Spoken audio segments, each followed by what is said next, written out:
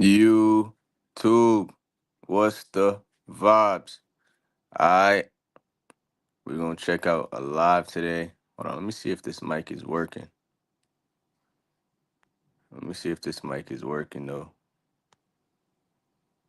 Hmm.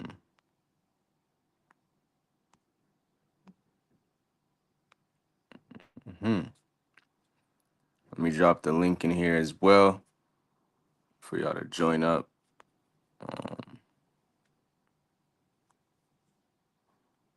Let's get it. We out here in Thailand. It's 11:21 a.m. p.m. Today's topic is interracial dating. Yeah, me.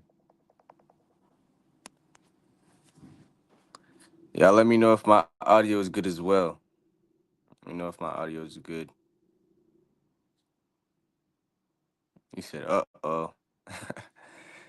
Yeah, I just got a DM with somebody telling me their story, so I had to go live, talk about this topic. Hold on, though. He said the audio is Gucci, I bet. Because usually when I go on StreamYard, it cuts in and out.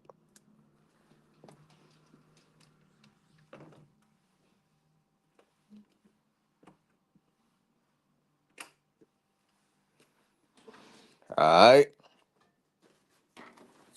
So today's topic is interracial dating overseas. A lot of people kind of took the veil off their eyes recently when I made that video saying how as a black man it's kind of fake. It's kind of like they're selling you a fantasy. Eastern women, traditional women, they like their own men. They don't give a fuck about black men. They don't give a fuck if you're white. It's just about money. It's just about a fantasy a little bit. So a lot of guys, they're still in my comments saying, nah, bro, it's just you. Nah, bro, you need money. And I'm kind of like, if I need money, how is that real? You're basically just putting a layaway on the box. You're just basically putting a layaway on the geldem. That don't make no sense. You feel me? So yeah, get in this chat, tell y'all a story, debate, whatever you want to do. Let's do it. I'm still trying to figure out how to use this StreamYard thing. I don't know why they don't have an app for this. It's kind of annoying. Yeah. How do I change the thumbnail on here?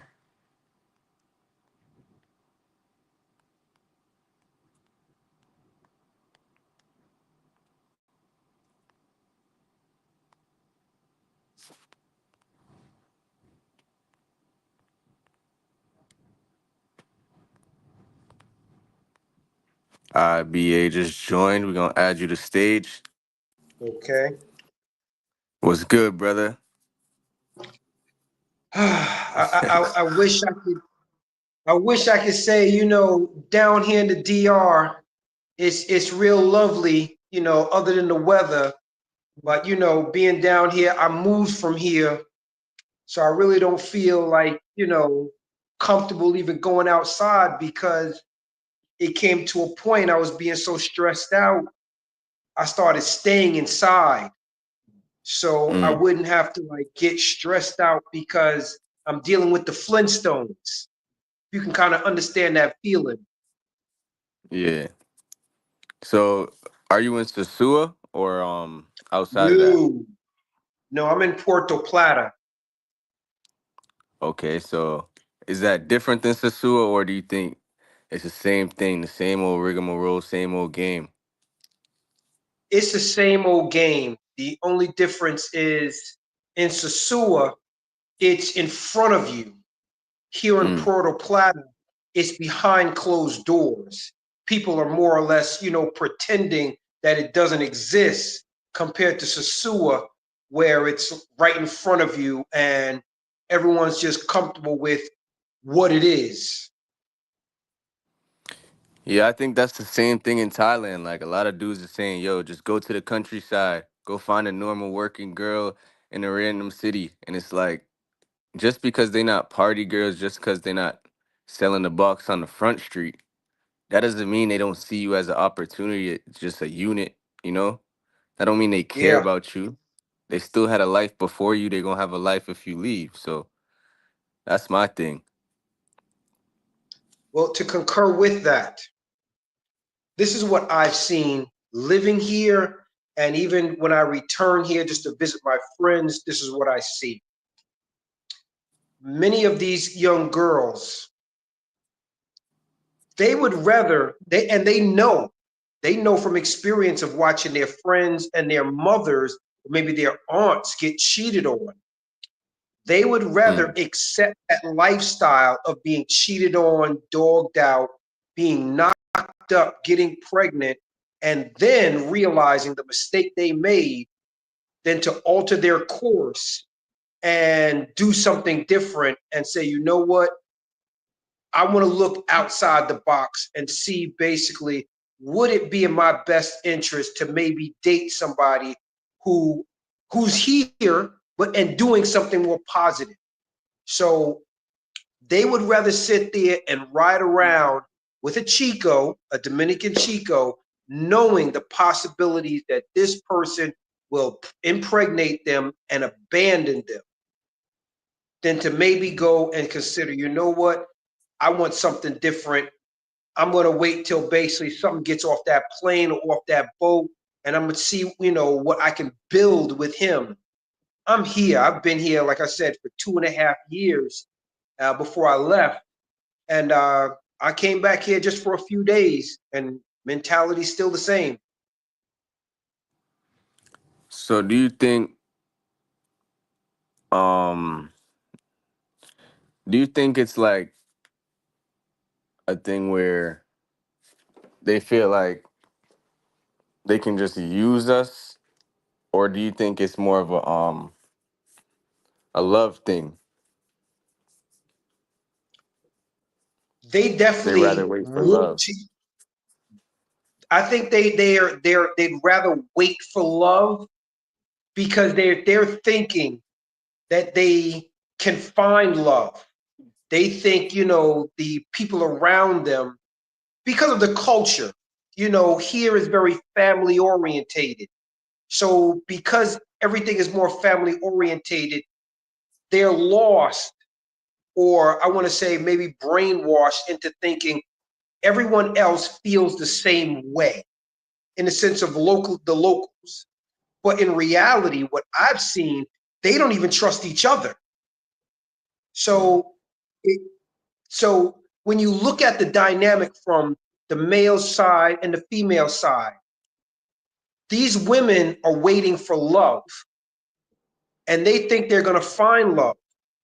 And when you pull the band aid off, they realize later on, like, okay, I made a mistake. I thought this was love. And now I've come to the realization that I took this red pill, and the matrix is an ugly place to be. So do you think the DR is kind of like Asia, where they'll be fucking around in their young years and then just settle down with a foreigner when they get older, like Yes, after they, yes, you know? yes, yes. That's exactly what transpires here. Um, they'll mess around when they're younger, and then as they get older, beat on, worn and torn, and then basically, after they've had, maybe one, maybe two children, now they're willing to settle down with a foreigner.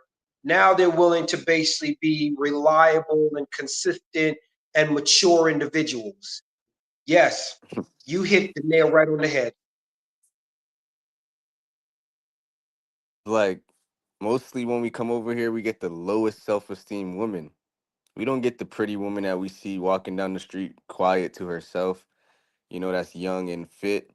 those are not the ones we getting, you know? We getting the ones that's Yes. been through heartbreak, that's been dumped and pumped, you know? Even though they might not look like it, they might look beautiful, but like you see that over time, you kind of see the pattern recognition, you see the look in their eyes that's like, this is not a high self-esteem woman. This is not a woman that's of value and like we can build with.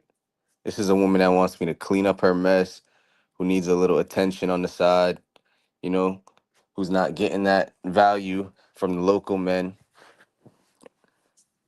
So I think like Yeah, a lot of brothers don't realize that because they just blinded by the box. correct. Correct. There's living in Thailand for 8 months. I mean, excuse me, for 1 year. But within that 1 year, going to school for 8 months, now, I'm really invested in learning how to speak Thai because I'm under the impression, as basically I did in Cebu, the Philippines, if I learn to speak the local language, it will help me build, I guess, or just build, some type of camaraderie with locals. And in actual reality, it didn't. In Mm. actuality, it made me start to hear how people really felt about us. And I'll give you a perfect example. I don't know Thailand. I don't know everything, but I mean, we're in Bangkok where I live, in the Sukhumvit area between like Asok and I want to say Siam, and I want to say from like Assault to I want to say Ekamai, that area. I'm familiar with it because I've walked around that area. Um, Most of these young ladies, or just even young Thai people, I have walked up to them and I've said this in Thai: "Tam dai mai krap, What you tam dai doing? mai krap." No, no, that's asking them, "Can I ask you a question?" Oh, okay. Tom, can I ask you a question? Because I want to ask them, like, where is this or where is that? And they will reply to me, I don't speak English. And I look at them funny because I'm like, Kaujai Mai? Tam Dai Mai Krap? Kaujai Mai? I'm asking them, do you understand me? And Hmm. they're saying, I don't speak English. So you know how I feel when I'm now talking to a Thai person in Thai and they won't even reply to me in Thai, and they're telling me I don't speak English, and they're walking off. How would you feel? Yeah, Bangkok I think is a little like that, you know. But that's like that's the big city. That's how it really is, you know. When we in these Yes, party cities, everybody fucks with us. Everybody's cool. Everybody's friendly. But it's kind of like that's their job. They're all working correct, here, you know. Even if they're not correct, freelancers, they come here to work. They're not from here, you know. So correct. it's kind of like a big ass party, and you're just like the customer, basically. Yes. But somebody said most passport bros had their heart broken too. What's the difference? And I'm gonna speak on that because I understand you saying that, but like in a country where there's so much abundant, beautiful women, you kind of realize what is better than what, you know? Why would you want the Correct. lowest bottom of the barrel that everybody's sharing rather than all these 35 million beautiful women that's young, fit, and just untainted, you know, conservative? Why do we all get the hose? The hose, like you kind of start putting that in perspective, like, damn, I'm a bottom feeder here.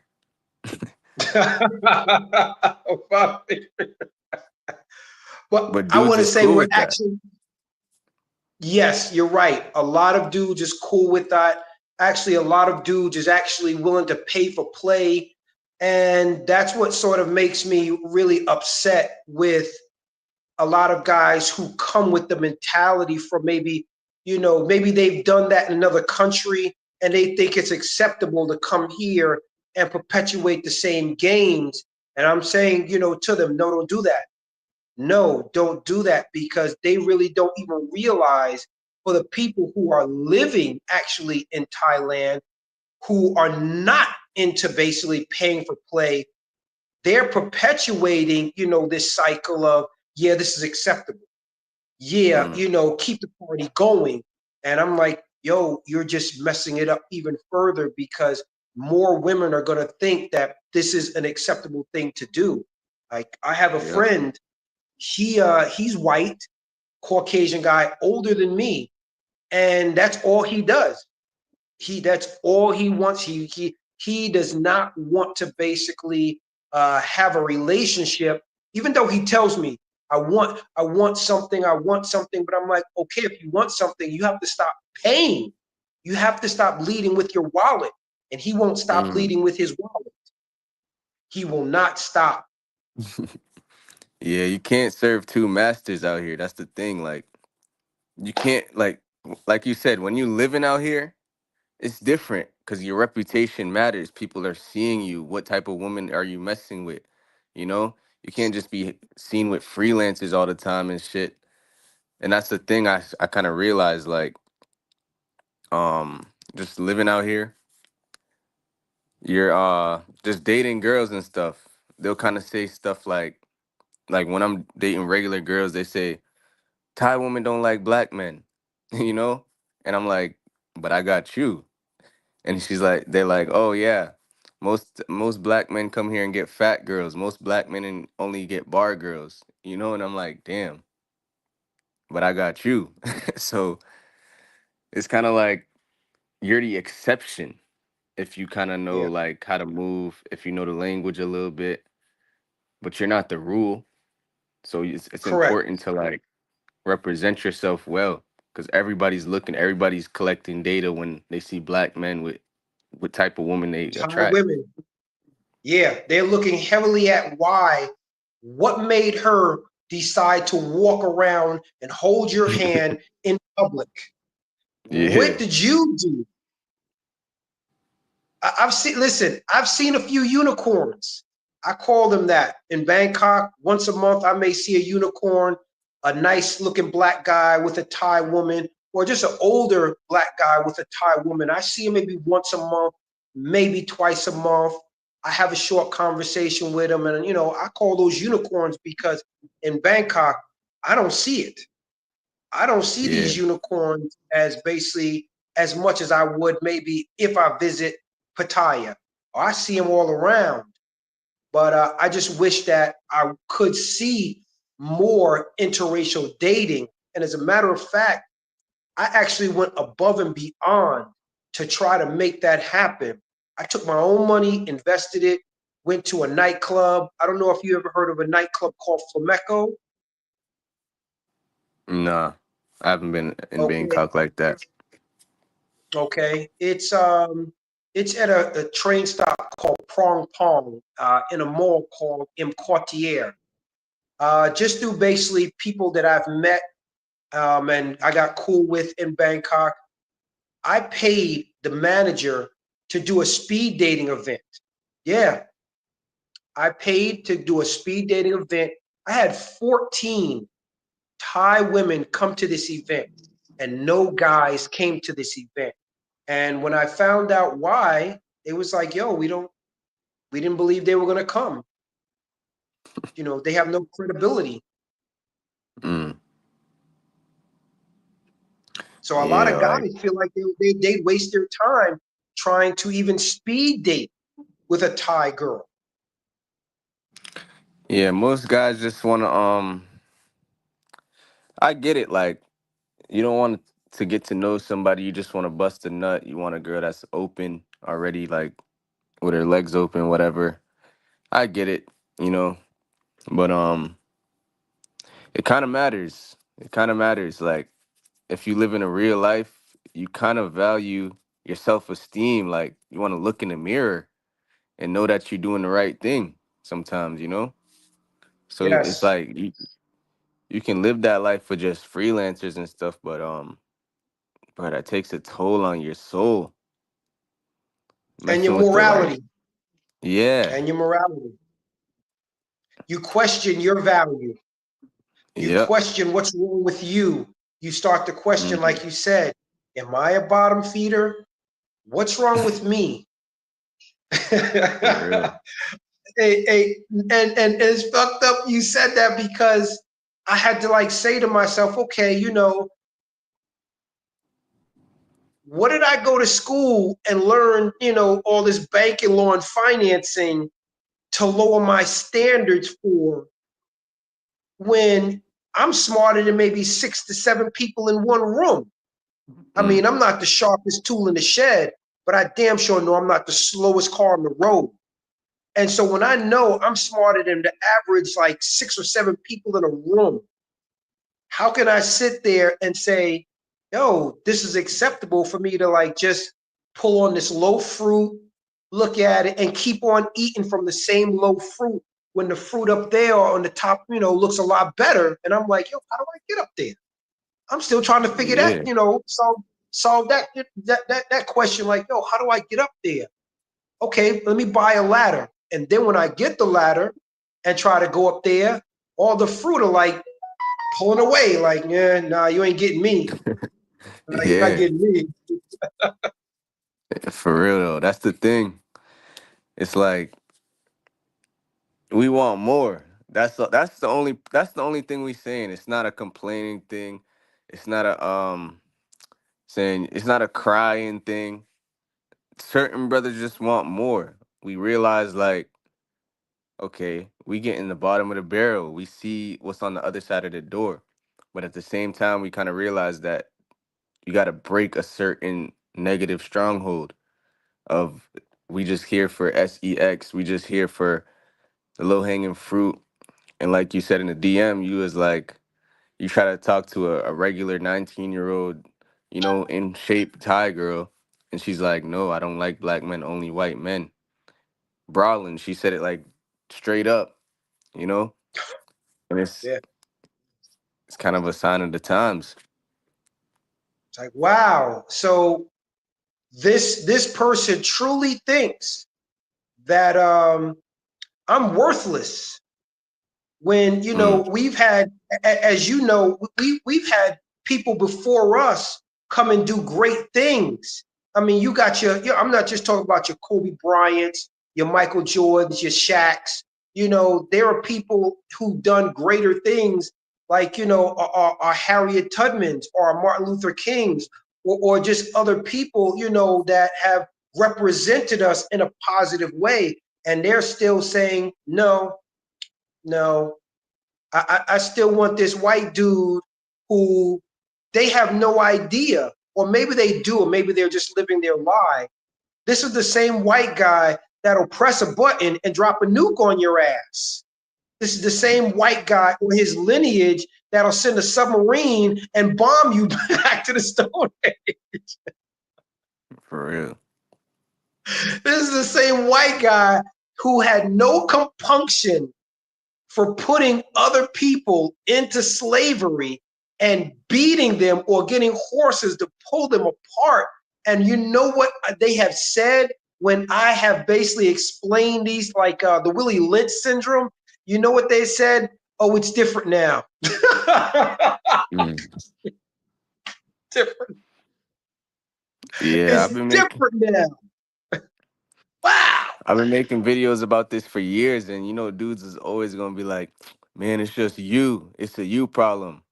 Like, bro, you No. can't look around and just pay attention. But I have a question for you. Does that same bias exist in Latin America, like where white guys could just do no wrong, white is right, and black is like touching the hot stove? Okay. I want to say there's a percentage of that. And the reason why I want to say a percentage of that is because while I was living here in DR, this was between 2019 and 2022, I traveled to Colombia. I went to a place called Santa Marta. And while I was there, I met a very beautiful Colombian girl, single. And to this day, she's still single. I don't know why. But when I met her, she actually told me, okay, I'm going to let you meet my family. So I met her family. And all the time I'm looking at her like, yo, I got to scoop her up. She's going to school to be a nurse. She basically is smart, beautiful. I got to scoop her up. Not now, right now. I pulled the mother aside and I told the mom in Spanish, I'll marry your daughter. I'll come back here. I'll sell my house and basically come back here, help your daughter go to school. And when she finishes going to school, I'll come back and bring her to America.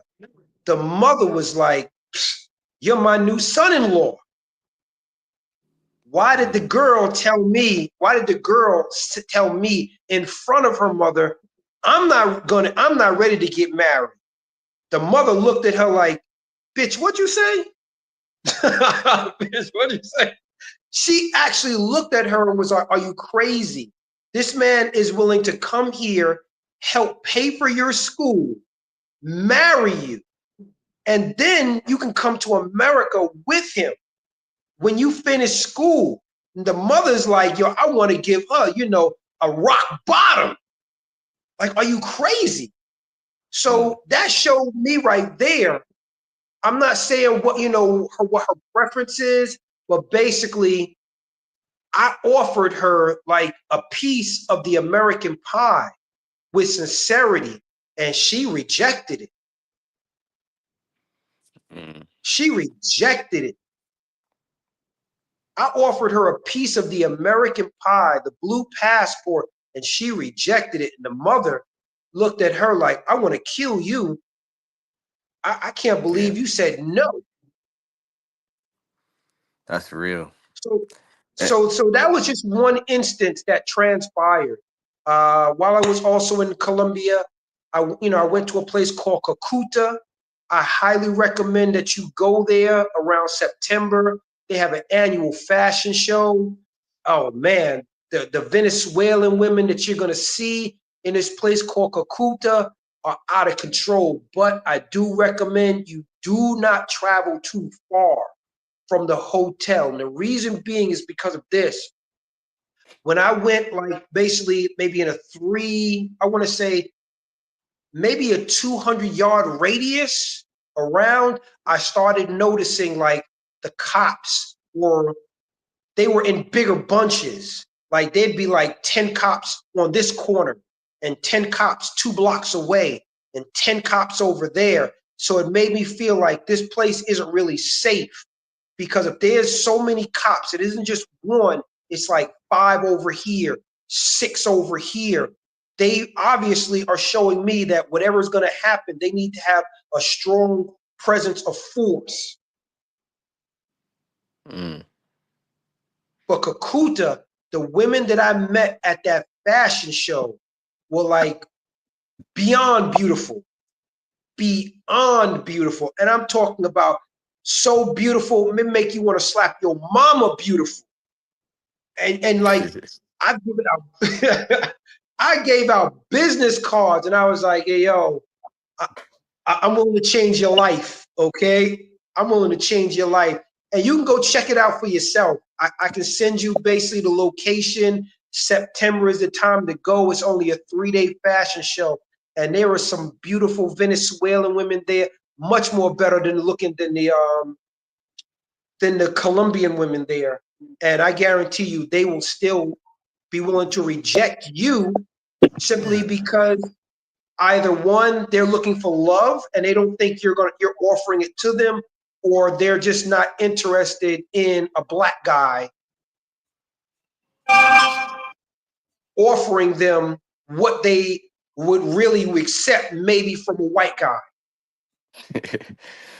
There you go. Hey, can I interact a little bit? Yes, Sure. sir. What's the vibes, man? Thank you. What's the First vibes? of all, I'm trying to moderate raise channel right now. But anyway, salute to the panel, salute to the chat. I just been listening in. I want to filter in on what you've been saying.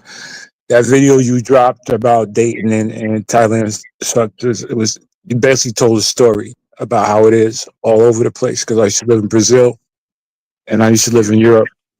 So I had a Brazilian wife and I had a European wife, and I have a Brazilian son. And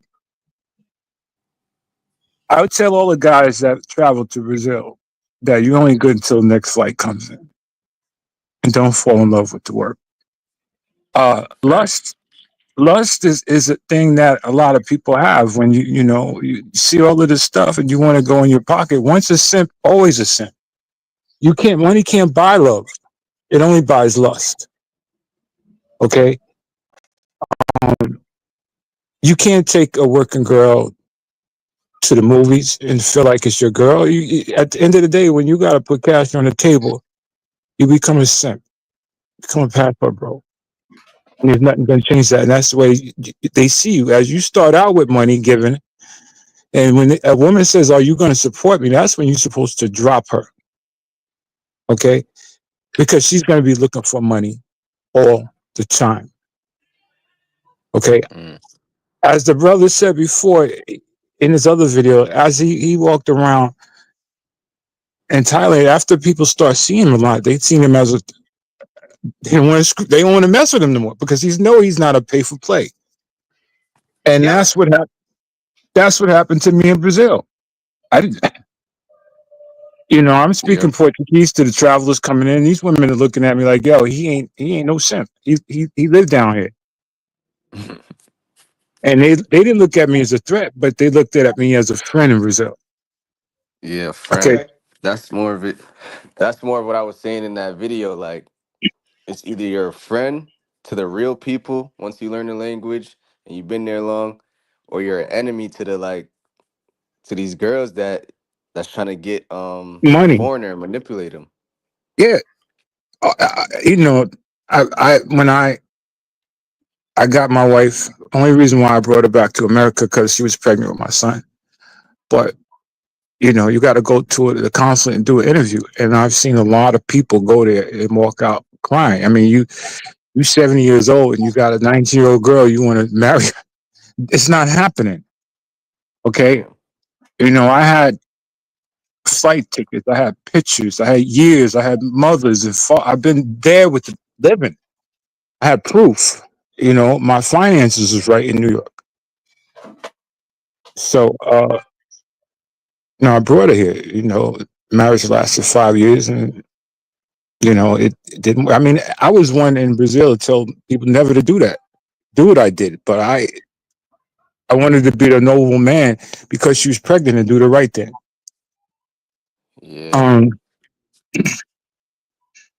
and then after I had did the whole Brazilian thing, after a while, I started flying to Europe to Croatia and Germany and Rome and Istanbul, and it's a whole lot of stuff. Ljubljana, Slovenia, places that people wouldn't even know. And I was like, I felt like I was the only black guy in the town, but I didn't care. I didn't care. I'm with a Caucasian white woman. Okay, she's bad to the bone. Don't get it twisted. But after a while, being stared at all the time, I didn't. I would tell her, "Yo, should I downplay the way I'm dressing because I look like a New York City dude." She's like, "Nah, just be the way you are." Racism is everywhere. Jealousy is everywhere. Jealousy, So more or less. Jealousy is more or less everywhere. Just to concur with what you said, and it can breed hatred and biased prejudice Yes, because yes. what I someone think sees you with, they're like, I wish I had that, even though they never really wanted it before. But because mm, they see somebody else with something different, it's like, I wish I had that. I wish that was me. And so now that's where the jealousy comes in. you're That's where the right. hatred. You're right. I've all my life I have people who have been jealous of me. When you're a high value man and you have not being conceited but being confident, you're gonna have people who like how this black guy got two yeah. cars and he live alone and he got all these nice clothes. I want to be living drama free. Okay, I've done all my dirt. I don't need to do it no more. I've already did what I needed to do for my father. I spread enough seeds for my generation to keep going. Okay, I got racist neighbors. Okay, how is he a high value man? He don't even want to talk to us. Yeah, because my name ain't Bubba or Kuta Kinte. I don't want to talk to you people. You're not on my level. I don't want to waste my oxygen. You people have never left the country, never seen what I've seen, and I'm not going to give that energy to the negative people. I said, people in the chat, if you got people that hate you, let them hate, because when they hate on you, you're doing something right. That's the For reason real. for it. And that lust game, that's what you see all down in Thailand. Lust, Hmm. lust. I remember I was in DR, and I was with a couple of YouTubers, and there was this heavy set uh, Asian dude, made about 300, 350.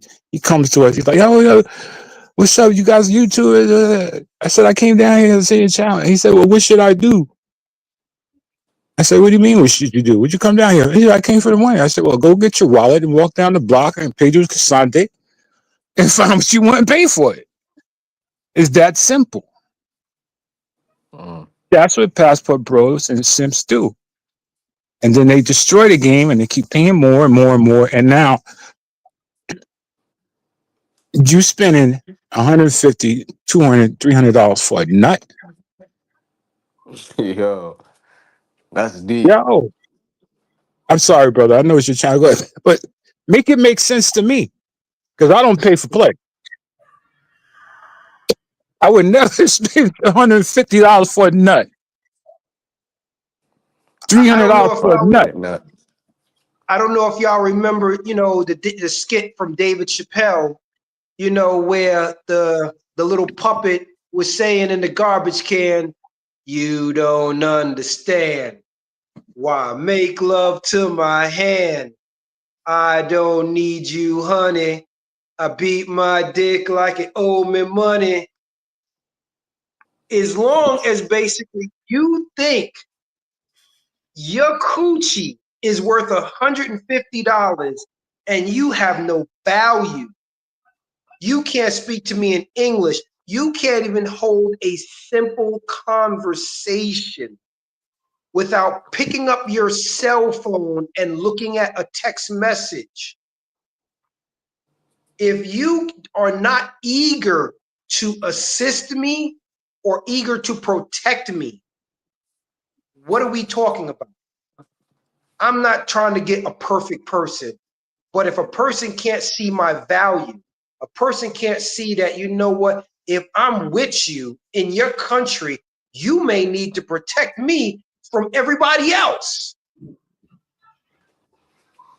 Or do Yeah, you that's disagree? deep. I disagree. It all depends on the heart of the man, the dog in the fight and the lion. I don't care. I've been to the city of God. I've been to some tough areas. I just don't care. I mean, they be like, "Hey, ain't you afraid to fly overseas?" I said, "They flying planes in New York, man. People getting stabbed in the subway. What make you think I'm gonna be afraid to be where I'm at?" No, I'm not referring I'm to I'm being I'm from. afraid to, like, having to, like you said, the dog in the fight. I'm referring to this. We don't know, everything going on around us. So if there's someone who's willing to protect me from being taken advantage of, because we don't know when we travel to a new country. If I meet a chick and she's like, no, no, no, no, no, no, no, that price for a beer is really 100 pesos compared to 260 pesos. Let me buy it for you. This is the type of girl that I want, because now she's trying to save me from getting taken advantage of. That's what You I'm should referring to being protected. you should always do your homework before you travel to another country. You know what it I costs for a agree. taxi. You should know Correct. what it costs for a beer. What it costs for an egg sandwich. You should know what it costs to get around. I was with this woman in Europe for 14 years. She's been in America. You know what I'm saying? Uh, we're here in Atlantic City. And she's like, "Well, I see you look at the girl." I said, "No, I'm scanning. We walking down a dark alley. I'm scanning everything around me. That's just the spidey senses that I got from being in New York, nigga, from Yonkers." Okay, I'm from the area. I'm from the area where the locks and DMX is from. We from there's a dark cloud of where I came from. Anybody can rob stuck up anytime if you're not on point. So I take that everywhere I go, to any country I go, into any hood I go, still in America. So you got to have your senses up. You can't be. You got to know what's up because you could be with a girl who's gonna take advantage of you or scope you in Colombia. Love don't love nobody. And you know how many times she done got 150 for that funk box? Maybe 1,000 times. You're right. You ain't the first.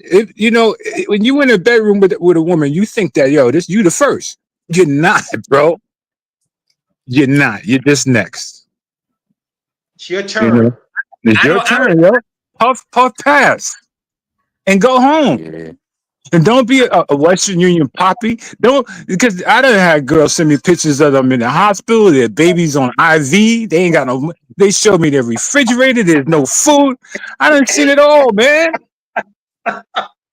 I'm like, yo, where's your baby's daddy at? You need to contact him. Can I Contact say? me. Go ahead, brother. I'm sorry. No, you're okay. You're okay. No, this is my first time. What's up, CZ? What's going on, Actually, brother? I'm in What's up, Pattaya as we Global? speak. What's the So vibes, yeah, brother? yeah. I know you're Come still in Phuket, right? You still in Phuket. Yeah, I'm out here in Phuket. Same game, same shit as Pattaya. Yes, sort of, kind of. But yeah, I'm in Pattaya. But no, just getting a hold of the conversation. I tell you what. I've been to Colombia as well. I'm also a world traveler, and I tell you what, man. You can watch all the videos you want to watch. You can try to prepare yourself the best you can. But until you actually set foot on the ground, until you actually go through it, like I've been to on. Colombia twice. I've been robbed twice. Only because through my stupid actions, but normally I wind up either getting drugged or robbed or something. It's always something stupid, right? But I guess I'm saying this to say this. You have to be there. We all listen, we all look at these videos on YouTube and they're talking about, oh man, passport bro got robbed, he got killed, he overdosed, this and that. Man, that stuff is real. They're way ahead of us on that. They're looking for you. It's like they're sniping. They're like snipers. It's like boom, boom, boom. And I tell you, even though I think I got my act together, I do plan on going back to Colombia, and I think I will be good this third time. But to be honest with you, man, I don't even know if I can trust myself because I like to party. But that's the problem. I mean, there's nothing wrong with wanting to party, but it's hard to party like you want to party, but at the same time, you have to be conscious of everything. It's hard to party and be conscious at the same time. I just want to do what I do. I'm Yo, looking can for I that. just say this? Can I say this? What makes a dude, an American dude, jump off the 11th floor? I know you heard that. I know Pussy. Uh, that's the latest coming out of Colombia. I know you heard about it. I seen I that. heard about it. What makes a dude Um, just jump off the 11th floor with two broads in the house? Make it make sense to me. Yeah, that I never sounds heard fishy. of that. I don't know about that. I've never heard of That's the latest coming out of Colombia. He was Yeah, drugged. stay away from Colombia if you don't know how to, just control yourself, self control. Dude jumped off the terrace because he couldn't handle the high that they put on him. Paranoid himself, killed himself. Be But careful, yeah, traveler. guys, I think the problem is what I realized just being out here, just traveling the world for a few years. Before it was like we came out here and then the woman offered us things. The woman offered to show us around, introduce us to the culture. Now it's dudes coming out here just money in hand, ready to offer for sex to do anything. And it's like that fucked the game up. Like when I go to Japan, when I'm in Thailand, when I'm in the Philippines and stuff like that, girls is coming around to help me, to show me around, to like, just assist me. And it's like in the real world, they know that we have more value than them. But dudes is putting more value on the funk box. Dudes is paying 300 for the funk box just to sniff her panties or whatever the fuck. And it's like that's what's fucking the game up. That's what's Hey, Yes, causing the scale to be yes, unbalanced. facts, facts, That's the facts. Western world though. Dudes well, is some bringing that Western mentality overseas, and it's fucking the world up. some guys can't get laid in the states in the Western world. Believe it or not, like they had a study said 60% of men can't get laid in the states, and in other parts of Western. That's crazy. So that's why they go over seas to get paid for play. I I want don't. to. I, I I want have to. to I want disagree. I have to push back a little bit on that. I don't. I don't. I mean, I to. disagree. I didn't become a professional passport bro until like in my late to, I guess to my early 40s. I really started traveling the world in my early 40s. But to be honest with you, even when I was young in the States, I mean, you could still get laid. I mean, I have to push back a little bit. I mean, I don't know how it is now. I'm a little bit older, but I mean, just to say that you just can't get a female in the States, I'm gonna give you a little bit of pushback. I'm gonna give you a little bit of pushback. I want to also agree as well as give a little like disagree because I'm on the fence with this. And the reason why I say that is because at a young age, I realized how important it was to have good credit. So I worked very hard to get like a 780, build up my business, business credit as well as personal credit. And I didn't care about driving the latest BMW. Shoot, actually, I had a Subaru, and I was comfortable with the Subaru, knowing that I don't have to pay BMW car prices, insurance prices, to fix this car. But I had my own home, and women who I really wanted didn't see me of value simply because I wasn't driving a BMW or Mercedes Benz. They somewhat just looked at me like, oh, you're just average. Somewhat just like a woman looking at Clark Kent, never knowing Clark Kent is Superman, never knowing that basically I'm the same guy who can pull out my Business American Express card and travel to Dubai and live it up while they can't even do that. Yeah, I've been there. I mean, I have my credit. I still have it sharp, but I've been there where I had the fancy cars. I had an imported Porsche 928 imported from Germany. Every time I took But it out, every time I took it but out, I'm saying like, I got pulled over yeah, by. but look, I chose not. I chose to be like Clark Kent. I chose to utilize my money to travel abroad instead of being flashy in America. So that's why the average girl or woman didn't see my value simply because I was building myself to be able to live outside of America one day, at an early age. I mean, like Yeah, I I left I understand what you're left the saying. workforce at like 38 years old. I mean, I bought a new car, but I downgraded. It wasn't fancy. It's an American car. At least I won't get pulled over. So I stopped Okay. being flashy. That was in my younger days. I wanted to be flashy, all sort of stuff. I seen the car in the movie Scarface, and I said, I want to get one of those joints. I want the lights to pop out. I want all that stuff, and I got what I wanted. So then I was like, I don't want this attention anymore. I just don't want. I don't want to move like that.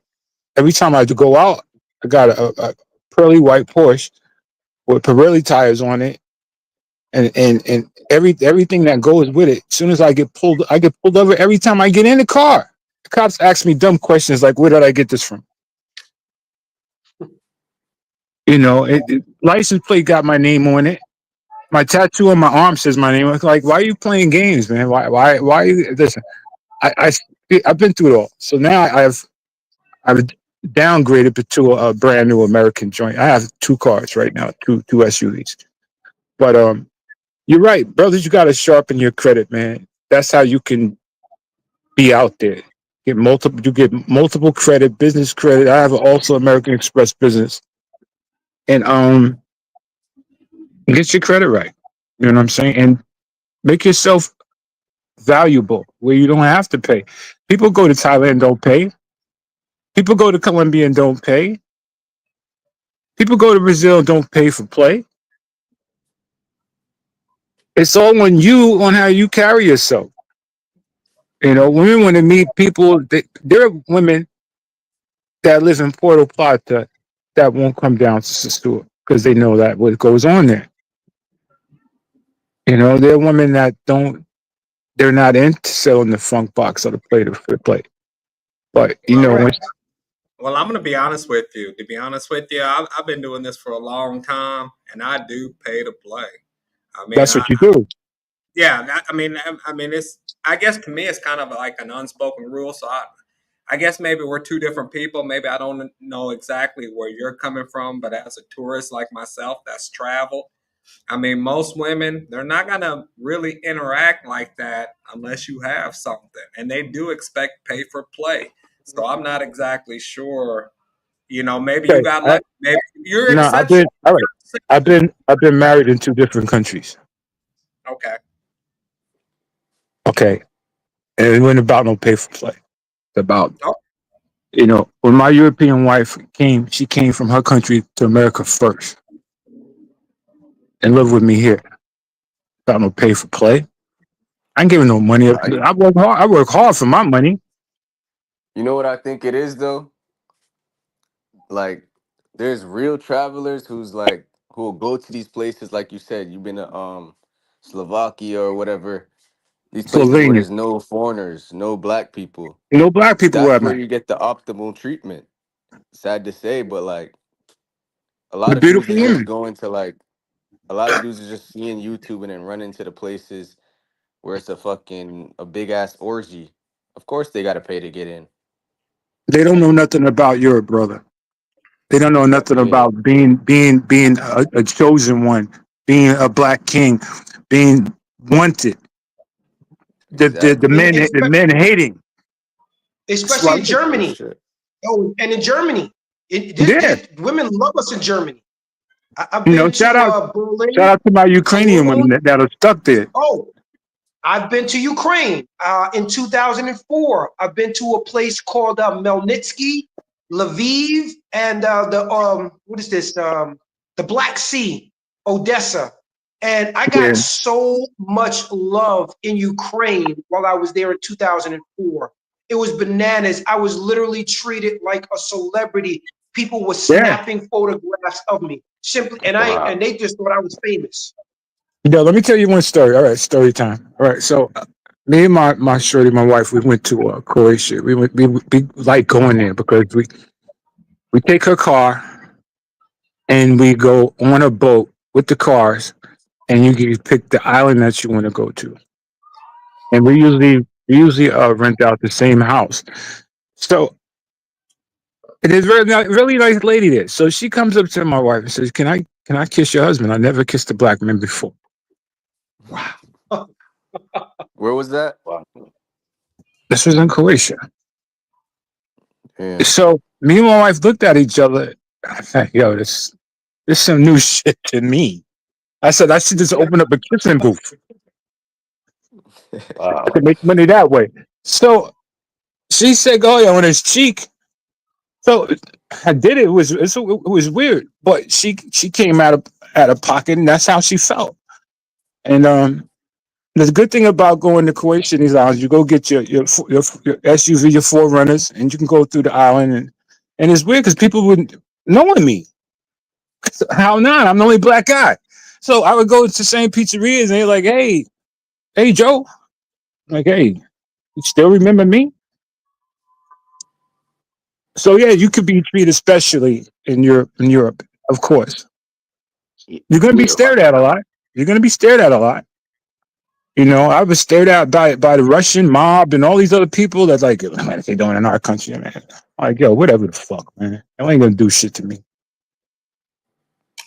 Right. Yeah. And Also heard they like a brother said they've been to Greece and a woman like us over there too. They had success in Greece, even Albania. Those places. Because a brother in Greece, he said that when he went over Greece, a woman paid for his food and everything. Wanted to pay for his food, but he said no, I'll pay for it. I'm like, wow. So I got to go to those places, Albania and Greece. yeah, Albania is cool, man. You know what I'm saying? I don't know about Greece per se. My cousin plays professional basketball. He plays in the Europe League, and he's well sought after. And he did live in Greece for like one season. Yes, while he was over there playing, he was sought after. But he said basically, if it wasn't for his status, he was just saying that women really weren't like coming after black people like that. They weren't checking for us. They were only checking for him because they knew he was a basketball player. Well, I heard the Greek women were average looking anyway. But I heard the Albanians were like 15s out of 10 Albanian women.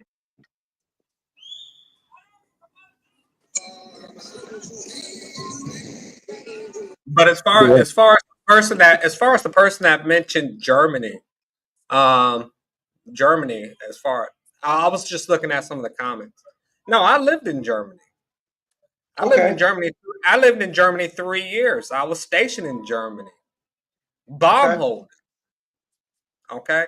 I was also deployed to Bosnia, Croatia, all these places that I'm talking about where I'm at now.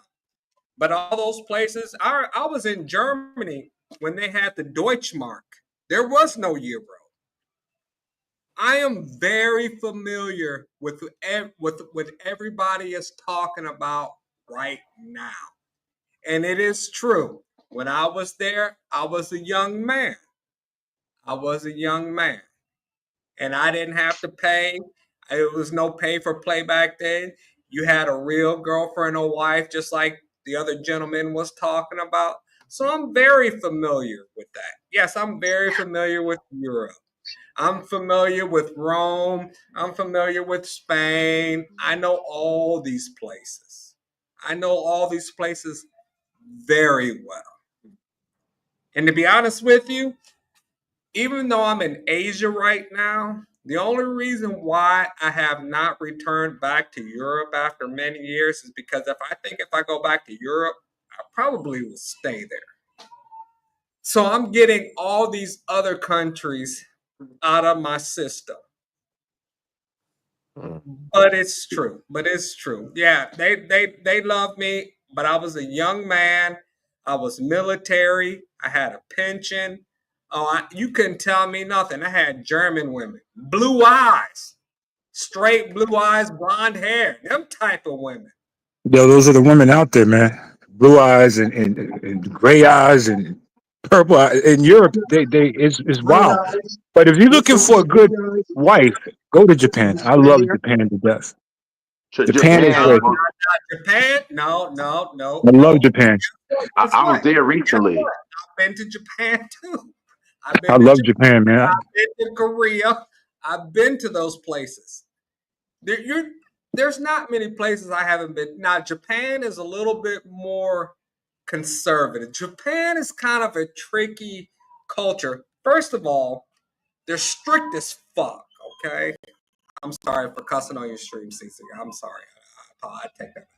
It's all I good. know Japan. I was just in Japan maybe in the past year. I know Japan. I do. I was in Tokyo. I stayed in Tokyo. And the culture there, as far as the way that they work, the people work, they're a little bit tricky. They're a little bit tricky. They definitely have their own set of customs. They definitely have a strong culture, and they don't like taking no disrespect That's right. whatsoever. They That's sure right. don't. That's right. You know, I was in Japan and there was no traffic coming, but nobody crossed the street until that light changed. I'm on the subways in Japan, and Oh it's yeah. in English. It's in English and Japanese. But I'm an OG. I have two Japanese granddaughters. And my son has followed my footsteps. He's a naval officer in Japan. So Okay. like I said, I spread my seeds well. So yeah, I have a Brazilian son and I have two Japanese granddaughters. But yeah, the culture is strict, but the women are legit if you can, you know. You got the mindset of being a pay for play. You're gonna go look for a red light district. But if you just a regular traveler, sit down and have coffee with a chick. Learn the language. When I went to Brazil, I took a Portuguese dictionary with me because I didn't want to get fooled or tricked. You know, Right. Well, when I was in Japan last year, November of last year, it was nice again after 5 years. It was nice and everything, but the women were average looking. They didn't have no shapes, real skinny, no breasts. I'm like, wow. I was like, man, they look okay. Japanese women, a lot of them, they were stuck up too when I would say something to them in Japanese. But all in all, I enjoyed Japan, Tokyo, and everything because, like you said, they don't take no shit from nobody. That trains are clean. Because like here in the States and in these different cities, these trains don't be clean or anything. They don't care. But they clean. That streets is clean and everything. Like, oh damn. yeah, they're clean. Them subways are clean. They got a coffee machines and soda machines right there. You pop out and put the money in. Right, it's clean.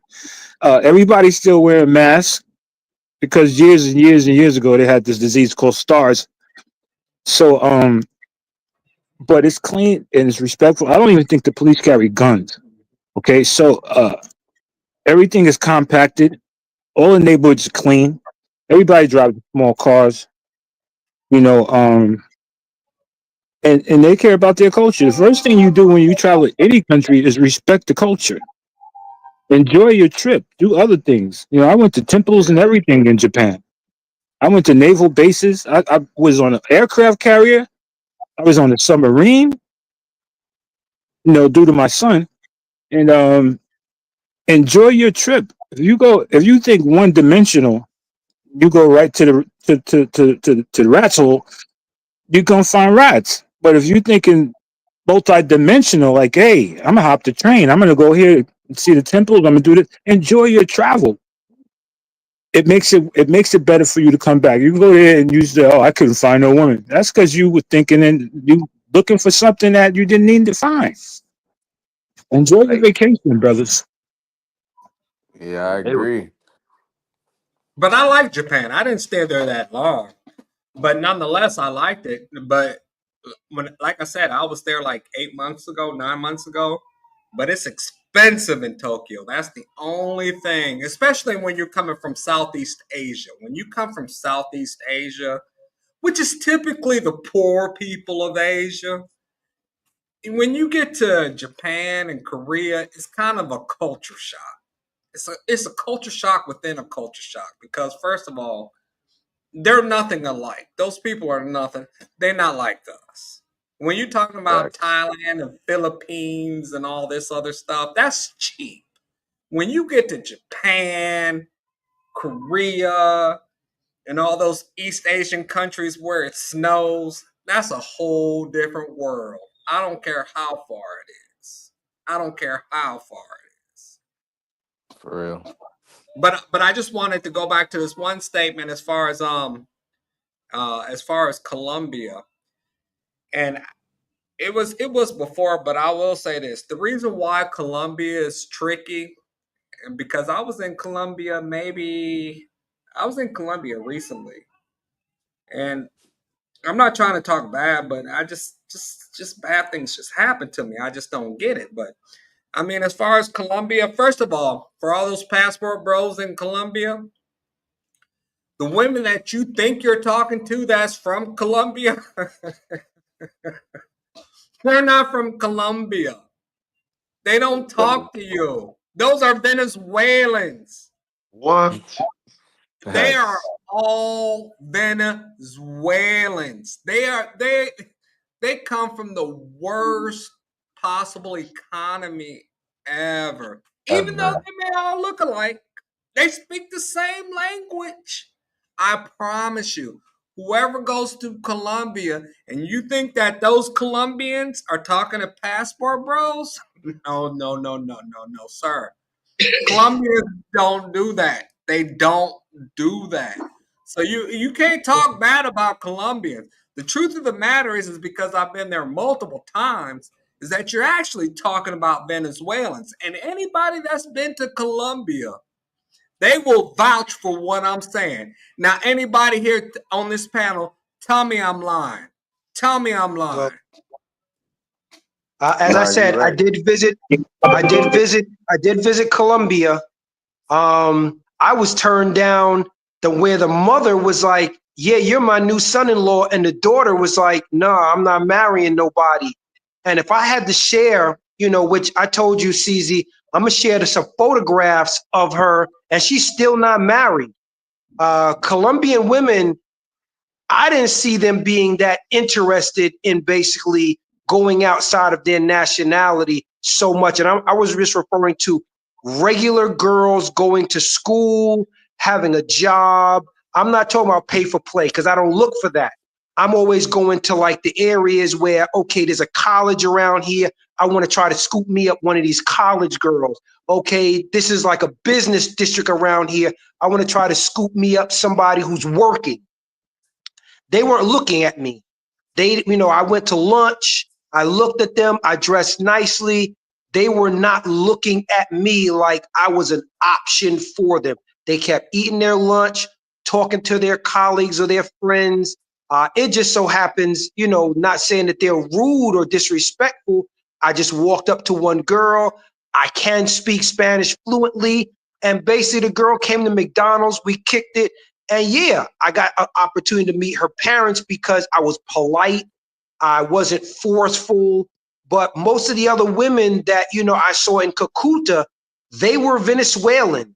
That's how I got to see the difference between, okay, these are the Colombian women and these are women from Venezuela. Because the women from Venezuela, I want to say, were 5 to 10 times better looking than the Colombian women, unfortunately.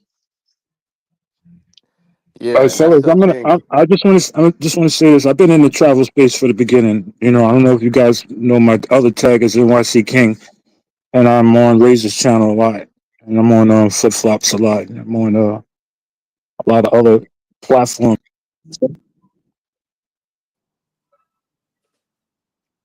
Sorry about that. I had a call coming in. So anyway, yo, respect your channel, yo, my brother. Keep doing what you're doing. Your videos are you spitting correct energy to people who need to hear it. You know, once you stay in these countries for a matter of time, your feeling changes about things. You see things clearly than when you first got there, and you know how to maneuver a whole lot better. So that's all I want to say. I got to go wander Razor Race channel. But anyway, yo, God bless everybody, and salute to the chat, salute to the panel. All right, be easy, Appreciate you as Thank man. well. you. All right, King. All right. So yeah, that point that you made, I forgot both of y'all were kind of alluding to this. Like when you're in these countries, it's mostly like the poor women that migrate from the countryside, migrate from Venezuela. In Thailand, it's like dudes is getting these women from like the boonies that come to these big cities. Of course, those are the ones that's gonna be checking you out, that's throwing themselves at you. They're here for money. They're here for opportunity. But the regular local, even in Phuket, like that's only a small city of girls that is moving like that, party girls, whatever. The whole island, they act like you don't even exist. They act like, they have their own life. They're not throwing themselves at foreigners. They're not trying to date a Exactly. foreigner. It doesn't really make sense. It's kind of like it puts things in perspective. And that's Yeah. basically what I was saying in my last video when I was talking about um just that topic. It's like a construed view that guys get when they come here. If it's too good to be true, it is. So you so Yeah. you went to Medellin, and you're like, shit, everybody's trying to holler at me. No, trust me. No Colombians were trying to holler at you. Those were all Venezuelans. I promise you. That's how this thing works. Yeah, Like I'm even out. in Cartagena, most of them girls ain't from Cartagena. They out there for a sole purpose of getting your money. They might be Colombian, but most of the girls that dudes mess with, they're not from Cartagena. Damn, well, shoot, I guess I'm out to try out Brazil or Ecuador or something or Peru. But I've been to even Brazil. about I've been to Brazil, you heard Brazil about too. You heard about the situation. Y'all heard about what happened with black American man in Brazil last year, right? Where he got set up and drugged by Yeah, two Brazilian women. That's there was a few of Honestly, those. as far as being drugged, that happened to me in the Philippines. That happens anywhere in the world. I promise you. But I mean, when I was in Brazil, and I guess maybe only because I stayed there, maybe I think it was 2 weeks. I stayed there 2 weeks. I didn't have a problem in Brazil. I really didn't. I mean, I went, I had fun. But Colombia is always a challenge for me. I don't know what it is about Colombia, but Brazil, I'm okay. But I know Brazil is just as ruthless. I get it. I understand. But Do you I've mind never me had. asking? Do you mind me asking how did you get drugged? I've been to a lot of countries. I've never been drugged ever. Yeah. Maybe because I don't drink, I don't smoke weed, I don't do drugs. But when you say I got drugged twice, I keep scratching my head saying, how on earth do you get drugged when like I won't even take a bottle of closed water from anybody. You can't even give me a bottle of water. Well, because you're different. I mean, to me, I mean, me personally, I like to party. I Wait, mean, I are you black? who me? Yeah. Yeah, of course. Yeah, can you I could give us turn on some my game cam. on like how to not get drugged, like for people watching? I turn on my cam briefly. I don't. I normally don't do this, but yeah, it's me. Yeah, just inform us. Like, how'd you get drugged in the Philippines, especially? I got drugged in the Philippines my first 2 weeks. It was my first 2 weeks. Actually, it was the first time that I've ever actually been out of country. The Philippines was the first place that I've actually ever been, and I came. I came. This was back in 2016, 2017. And I came to the Philippines. I was so excited. It was the first outside country outside of the military. Outside of the military. And I came here. It was my first week. I went down. I was in Angeles City. I was on Walking Street. And I met this older Filipina. She was probably about 35.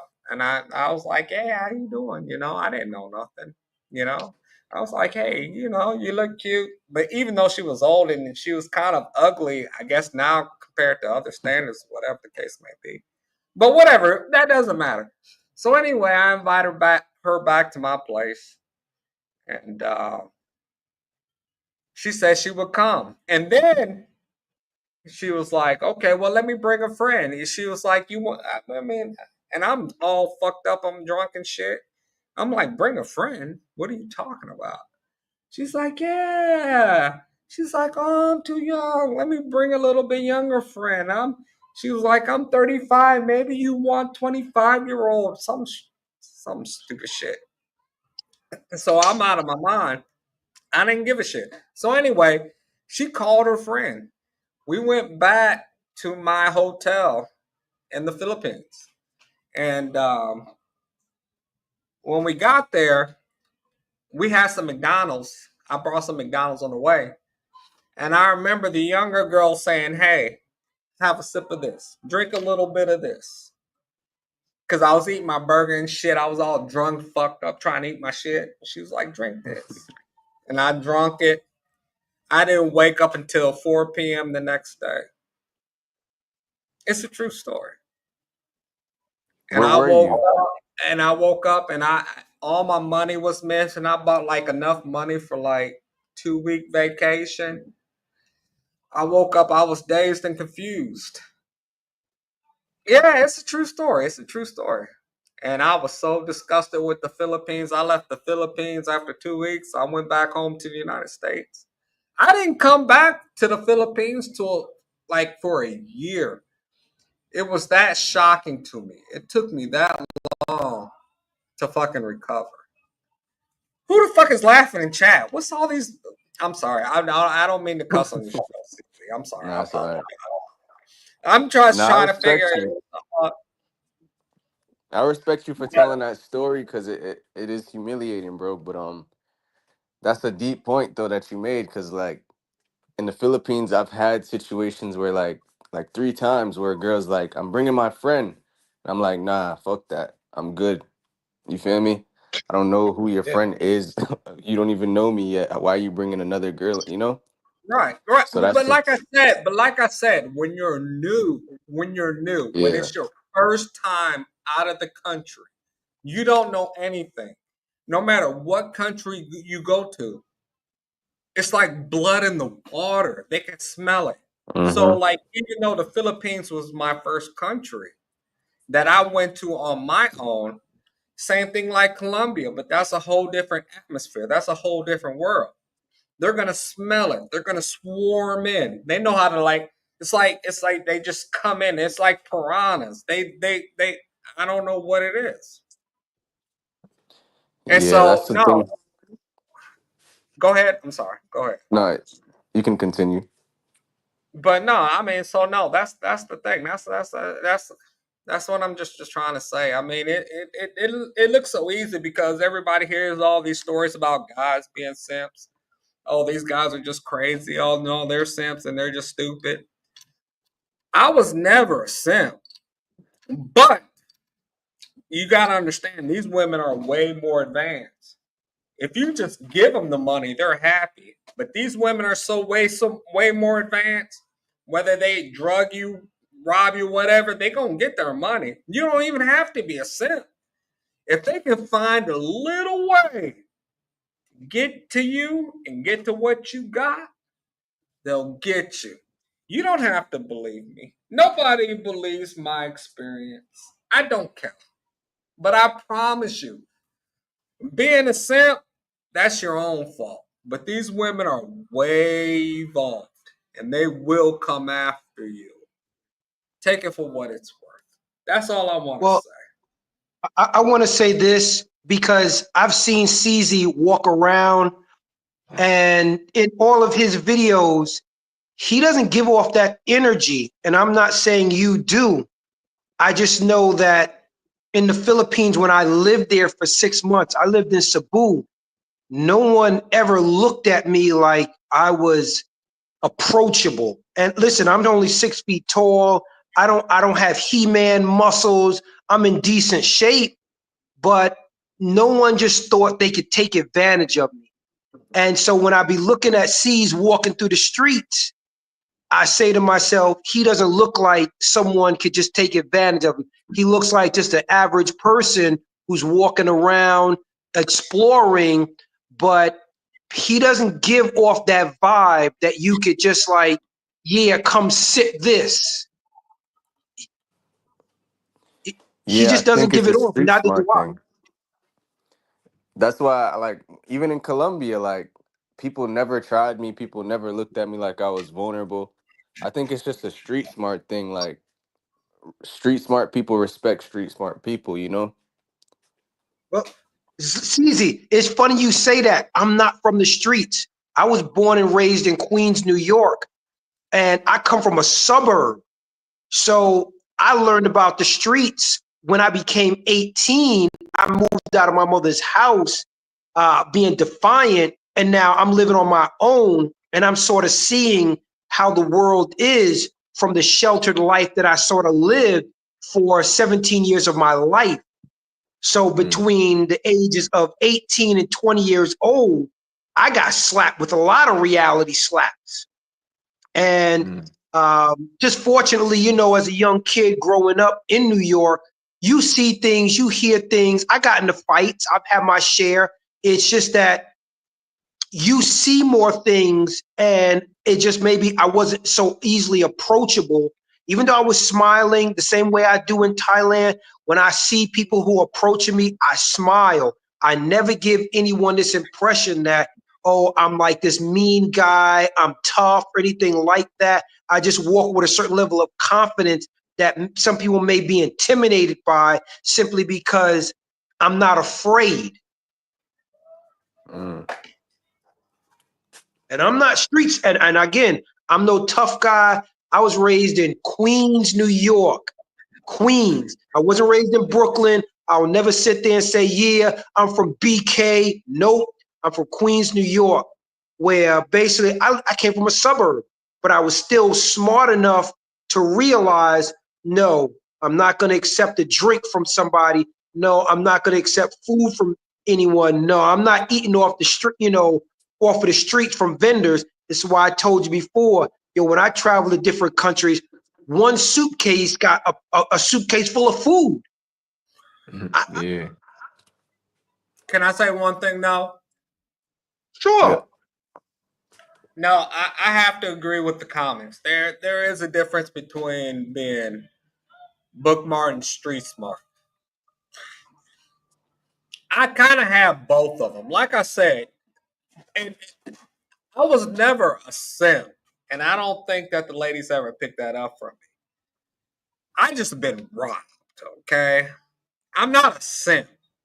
They just took advantage and just robbed me. There's a big difference between being a simp and just being robbed. Okay, so I want to get that out the way. But I will say this though, being streets, street smart or whatever the case may be, somebody sips, putting something in your drink or something like that. That's true. I mean, I'm from Tennessee. I just put it what it is. I never been robbed in my life. I never been drugged in my life. You go from a place like Tennessee. Now, I don't know where you guys are from. I'm just gonna put it out there. I mean, I don't know. Nothing has ever happened to me. But when you go from, you know, I say it loosely, but it's kind of true. When you go from naive to God's country to a third world anywhere, that's when reality hits you. Okay? So I'm just saying, be nice a little bit. Please understand my situation. I wasn't a simp. I just kind of got taken advantage of. And I mean, some people say, well, it's the same thing. No, it's not the same thing. A simp is just like where you just be like, look, just take all my money. Just have whatever you want. Have whatever you like. No, no, no, no. I was never that person. Do you You were, understand? yeah, you were just negligent. You just ignored red flags a little bit. Yeah, exactly. Yeah, so somebody I can said, see that. what were you saying? I said I could see that only because before I had moved to the Dominican Republic, I was living in Cancun, Mexico for 6 months. And I met some white guys there. They partied, but I don't party. And because they're using a lot of cash, I constantly kept seeing how people would look at them. And I kept saying to myself, I'm not rich like these dudes. I'm not going to sit here and get kidnapped with them because I already know what is going to happen if basically someone says, hey, we got this black guy, click. They're going to hang up the phone on, whoever they call it, the State Department. But I had to tell myself because of how these guys are moving and because they're flashing a lot of cash, I can't keep myself around them. So I said, you know what? As much as I would want to basically continue to be cool with these guys, and sometimes when I wouldn't even hang around them, hey, they'd come to my crib and be like, hey, come on, man, come on.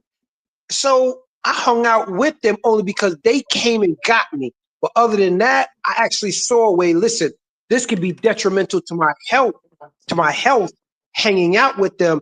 I'm going to leave the country because I feel later on, these guys are going to get kidnapped. I don't know if they got kidnapped, but just the feeling of looking at how Mexicans were looking at my two friends, I said it's just a matter of time. And that's not even just street smart. That's just you being apprehensive and being aware. You just being Hey, aware. oh yeah, hey, that's the same situation that happened in the Philippines recently with this white dude or something. He's in the south part of the Philippines. Hey, boy, he was shitting on them too, like live streamed. I know y'all heard about that. and then Yep. he thought they was cops. They wasn't really cops, and they was too late. And then he was dead. But he shouldn't have been shitting on them, making them live stream videos, like shit on that country when he was a Filipino woman. Like it's madness. But can I say something to Mike Will? First of all, to Mike Will.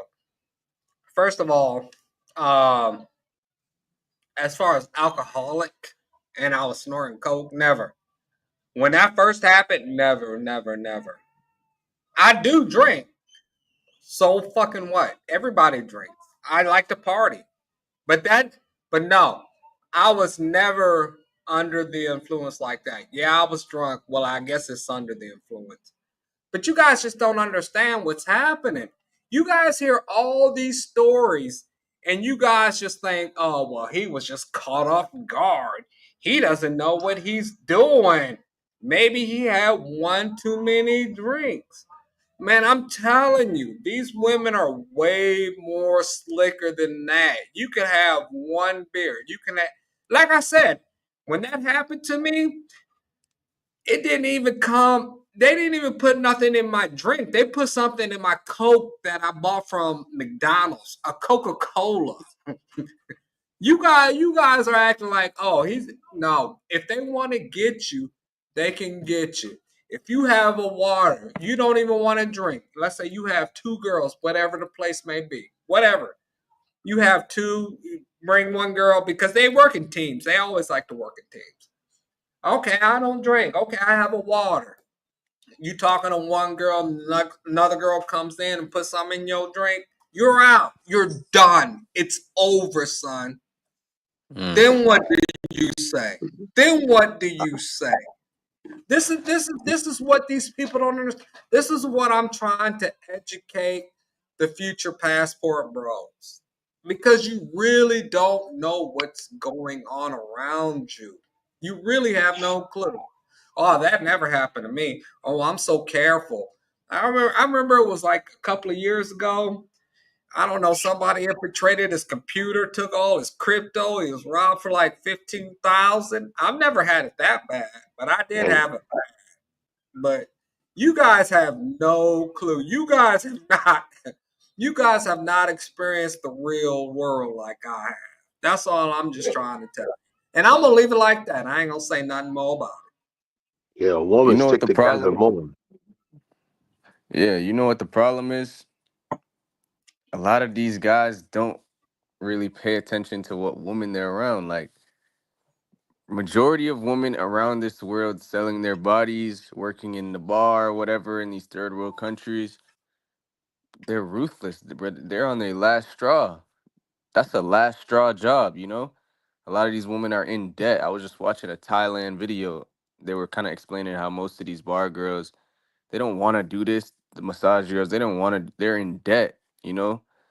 People are threatening their families to make money by a certain date and pay back. They got kids, whatever. It's a lot going on. People don't understand that, bro. You're just privileged and just negligent in these countries, thinking that these women like you. These women just want to have fun. These are poor women. They're bottom of the barrel. it. Yeah, and I know that was my problem, CZ. I mean, I was negligent. I was just like, fuck it. I'm Yeah. just gonna come out here. I'm just gonna have a good time. But the truth of the matter is that I lived in a bubble my whole life. No, the world is a real place. There is really people out here starving.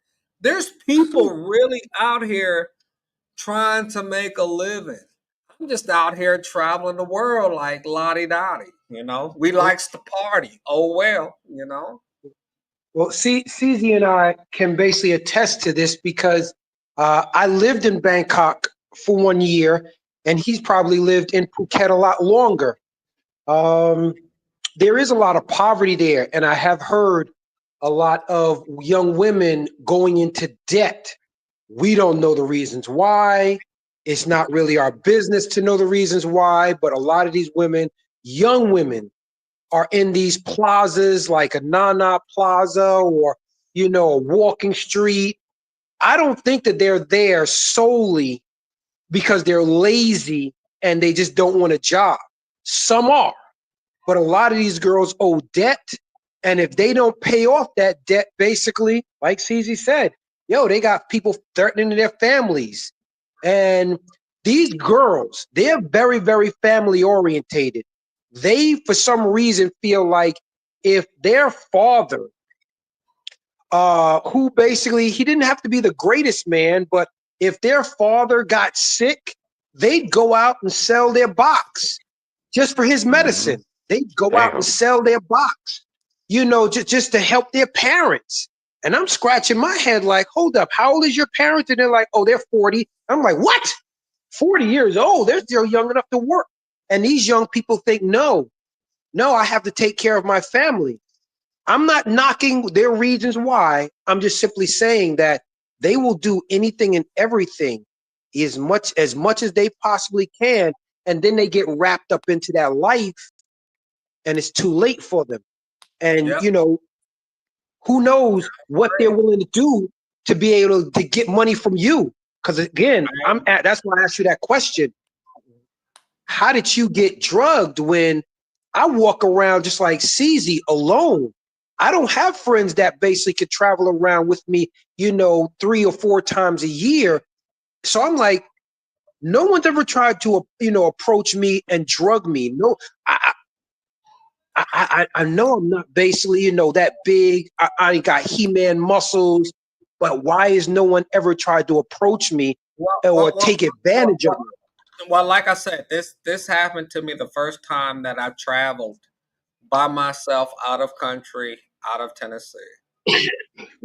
Which I consider God's country. I'm just a good old Southern boy. You can tell by my accent. I'm just a good old country boy. But I never thought, and like what CZ was saying, just your own ignorance.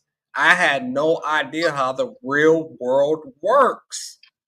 I didn't know that people were starving, living out of poverty. They would do anything just to get a dollar out of me. I mean, Mm. I'm telling you this. I don't know how else to explain this. And so what happened was they seen a quick lick. And to be honest with you, she didn't even know I had anything. But that's how desperate some of these countries are, especially a place like the Philippines, a third world country. It's not Well, like she she had knew. She no, knew. no, no, No, no, no, she no. knew. No, She when I say she knew that you were able to afford to come to the Philippines and you were Mm. American. So because she knew you could afford to come there. She knew whatever you had, she wanted it, no matter how small it Damn. was. right, Damn. exactly. That's I real. agree. That's No some matter real talk. It's a night and no day matter how difference when small you it in these was. places. But I will say this. I mean, this was like maybe 6 years ago. So, I mean, of course, it has never happened to me again. But no, the first place I was drugged and robbed, it was not in Colombia. It wasn't in Latin America. It wasn't in South America. No, it was in the Philippines. I tell this story all the time. So it is what it is. Yeah, you gotta be careful going to these third world countries, or anywhere, but especially these third world countries, because the people are poor and everything, and these women Now, look at you for a meal ticket. well, of course, because it's a third world country. Now, oddly enough, and of course, I already told CZ where I'm at. Everybody knows I'm in Pattaya. I've been to Pattaya 12 times. I've been here years. I've probably been here close to, I don't know. Every time I visit, I always stay like a month. So I guess it's been like maybe about 2 years total. But this is like my 12th time to Pattaya, to Thailand. I've never had a problem here. It's just the culture. I mean, one time I left my wallet. Thai girl be like, "Oh, you left a wallet." Not a single pace, not a single bot missing. Nothing. Thailand, I would say Thailand is probably the only place for me. I'm just being honest with you. And I don't know if it's just their just religion. I don't know if it's just their beliefs or whatever, but Thailand is the only place where I have not had any problems. I left my wallet one time. They chased me out the bar. Oh, you left you never.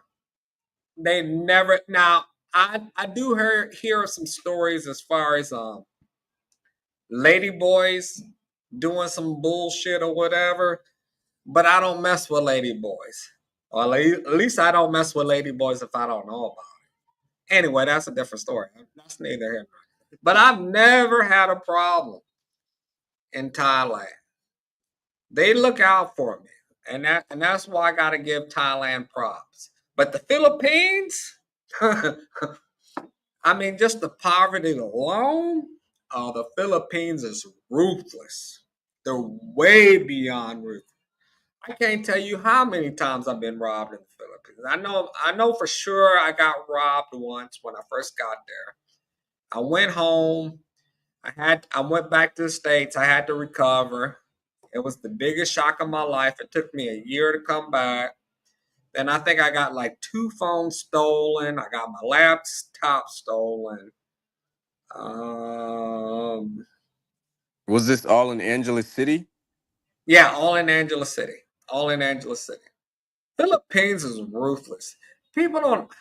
You gotta understand how poor the Philippines is. I lived there 6 years. I lived there 5 years straight.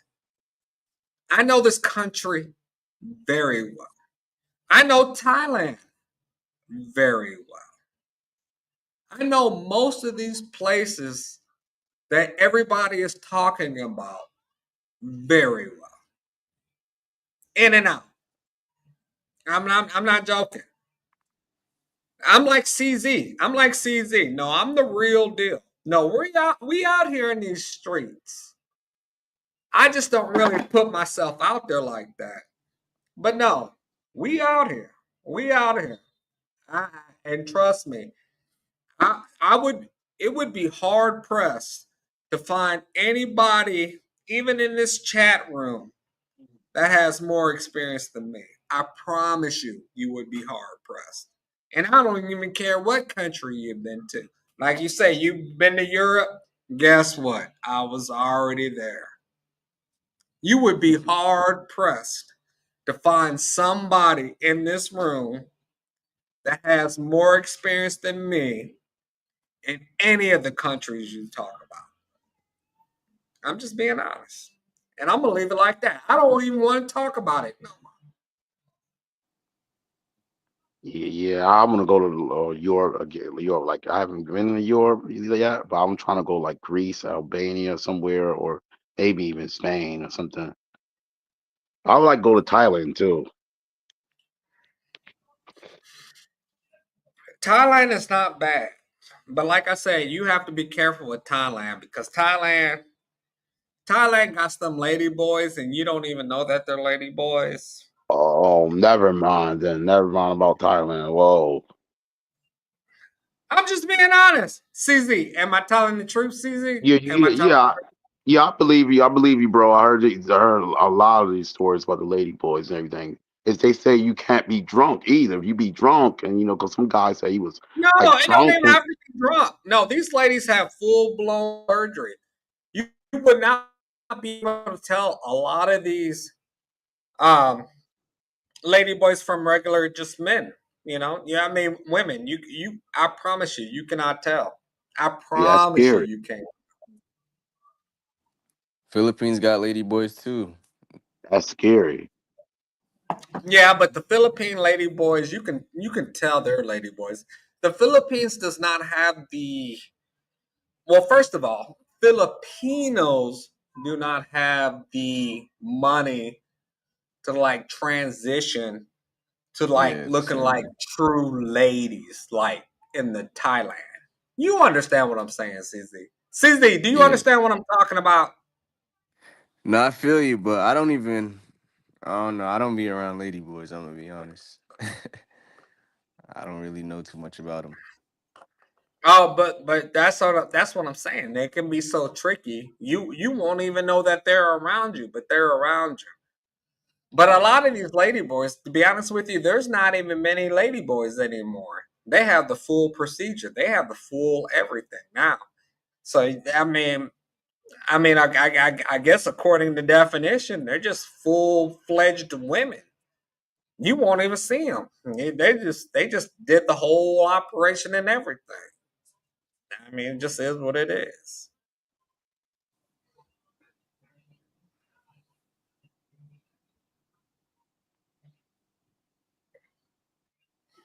Yeah, I want to go to Ecuador too, but I heard it's a problem down there too because I don't know if you heard about these two Black American men.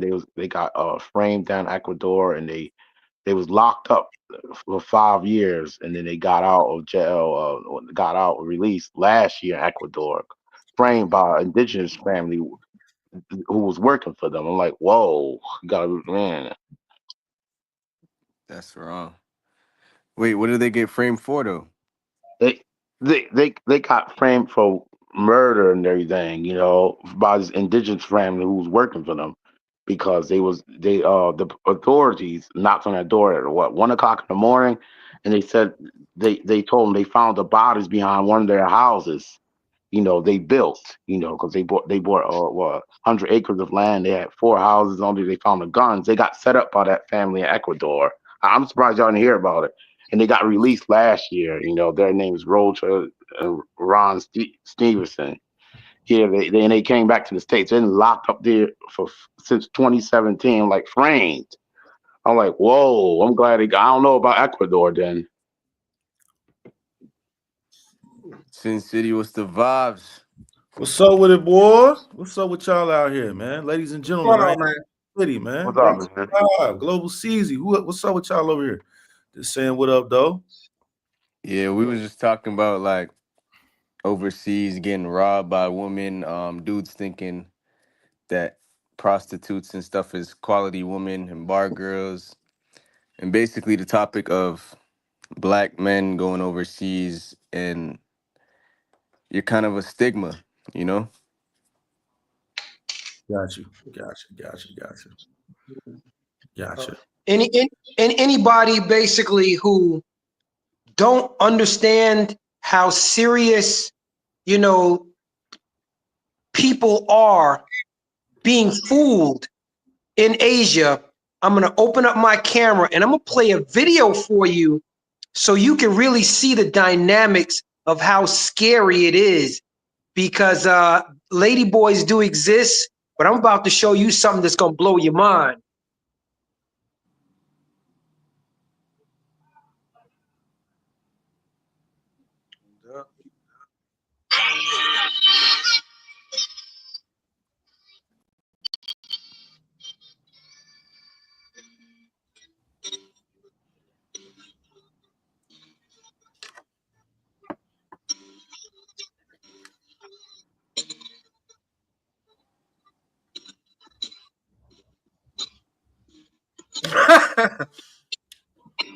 They said why you guys are fixated on this.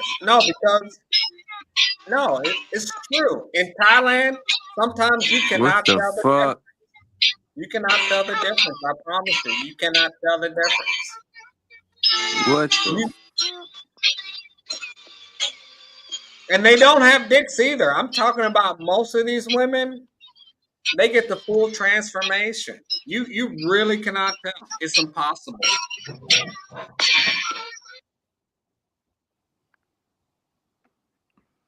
I wouldn't even mess with a girl that looked like that anyway though. That's the thing. Like I know a What do woman. you mean how you know? Nah, I know like come on, bro. I know a woman, No, bro. I'm talking about Mike Will in the comments. He talking about how you know. I'm hearing Thailand. What are you talking Listen, about? in Thailand, you know a woman based off of her voice. You're gonna hear how she speaks. I mean, it's That's kind of the number obvious one. to That's see the number here in one giveaway. Thailand when a woman, a shim, that's what I call them. When a shim speaks, you know this ain't no woman, because most Thai women have a really dainty voice. It's almost like a Yes, little girl. yes, that's true. Anything else, you have to question, like, hold up, dude. Who are you? Voice is the number one thing. The voice is the number one thing. You cannot tell by looks. I know that. Voice is the number one thing. I They mean, cannot And change not that you cannot get surgery on the voice.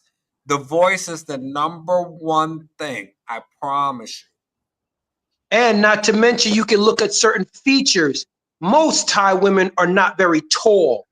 Most Thai, again, I emphasize, most Thai women are not very tall.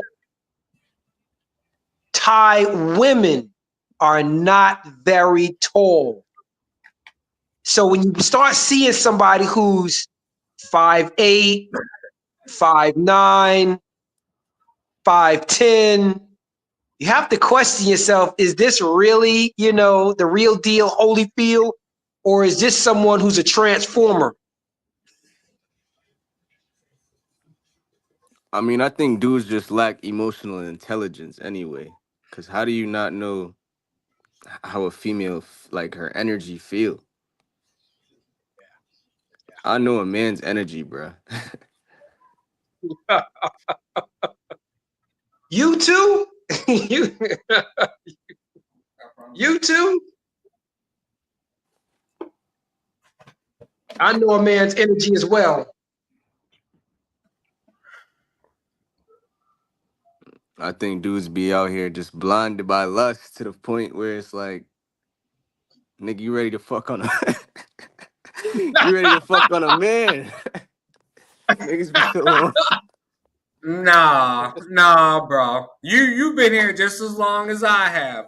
You seen how tricky these men can be with that full transformation. Don't even do that, CZ. Don't But I even don't do be that. hanging out. I don't hang out in the bar and shit. Or like, and that's where they be at, Massages, bars. They're not just regular walking around. I don't know about Pattaya, but out here it's not really like that. In Bangkok, it is. Basically, in Bangkok, between, I want to say, soy 11 and soy 15, there's a small little area where I want to say, between 9 o'clock and 2 a.m. in the morning, this is Shim City. And I truly mean Shim. And you can see them. You can see basically these are not women, just based on the fact of how tall they are, how lanky they are, the sound of their voice. You can see there's no, oh, nah, that's a woman. I'm like, no, that's a man. No, that's a man. And they wear You can tennis shoes. see it. And they wear Nah, Jordans they wear better than you. these dudes is wearing heels. That these dudes ain't wearing tennis shoes. These dudes is wearing heels, mini skirts, got hair that, all the way down to, the bottom of the bottom of their behind. No, these is dudes walking around here like they're Victoria's Secret model. I see that. Of course I seen that. CZ seen it too, but no, that's the one thing I don't like about Thailand. Is because you sometimes, depending on if you have a 6 pack of beer or not, you truly can't tell. You might be drunk, you might do something strange for some change. Let's just be honest. You don't know what the fuck is going on. That's the one thing I don't like about Thailand. Now, if you go to the Philippines, no, they cannot afford those type of operations. Yeah, in the Well, Philippines, you can clearly see a lady boy from a mile well, away. They don't even have that to was the, come close. They don't even have to well, come close. But that was the these guys, whole purpose of this conversation, was basically the type of women that you see, or the type of women that we've seen since all of us have been living in Thailand, is like basically low hanging fruit. And the decent women who have the good jobs, who are educated, not pregnant and not impregnated yet, we basically don't get the opportunity, or maybe we just aren't in the positions to be able to be introduced to these decent women to even shoot our shot at trying to just build a friendship. I don't go around every beautiful woman I meet. I'm trying to get her phone number so I can bring her back to my crib and get her 10 toes up. Me, I would actually prefer to become her friend, get to know her, have her trust me, have her tell her friends how trustworthy I am as a person. And so now her friends feel comfortable, and perhaps now maybe she can introduce me to one of her friends after I've gained the trust of these women.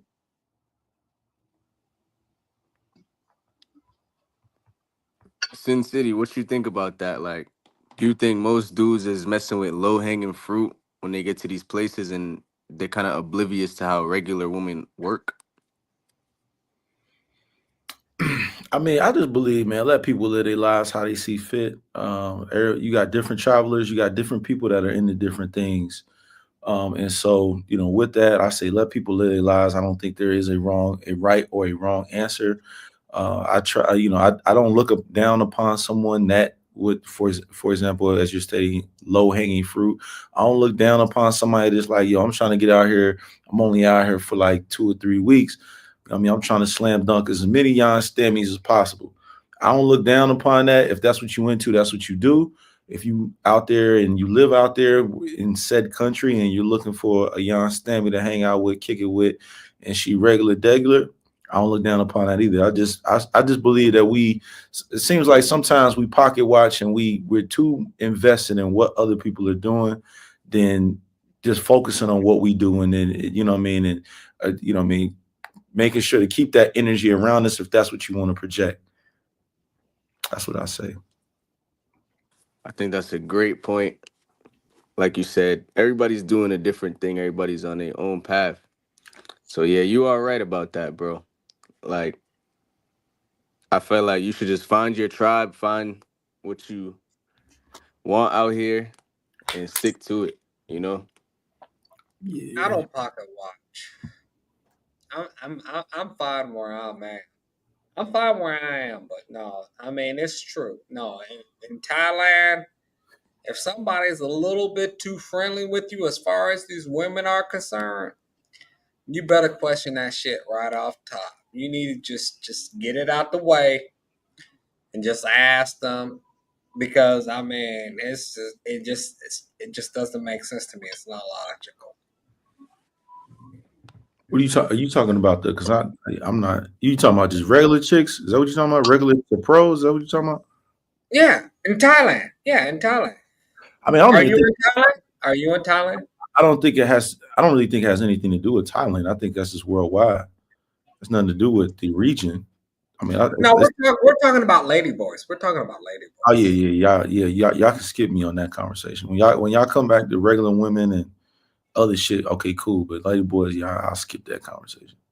Yeah, I when it comes to Thailand, no, it's true. A lot of these pros that work here, they pass themselves off as women, and they do have all the proper surgeries, and you will not be able to tell. I promise you. I can put a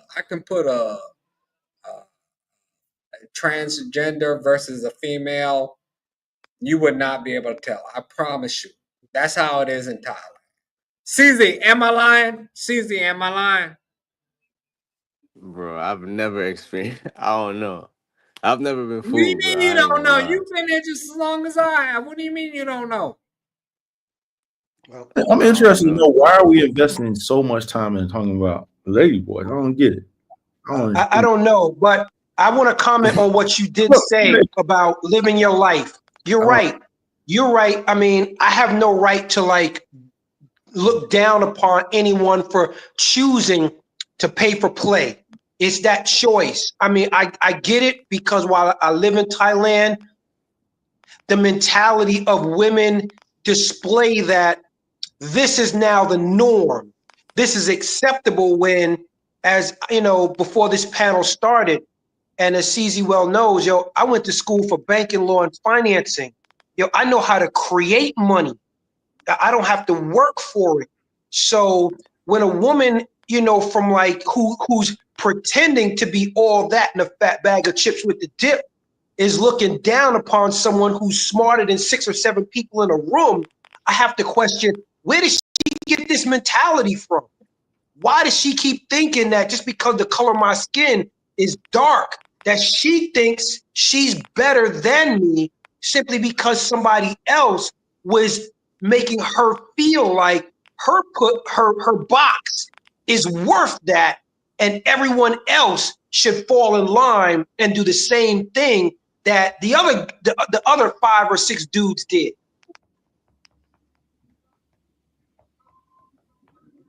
Because unfortunately, that is the mentality, and that mentality is like a huge tidal wave, and it is a tidal wave that I told myself, listen, I'm getting out of the way.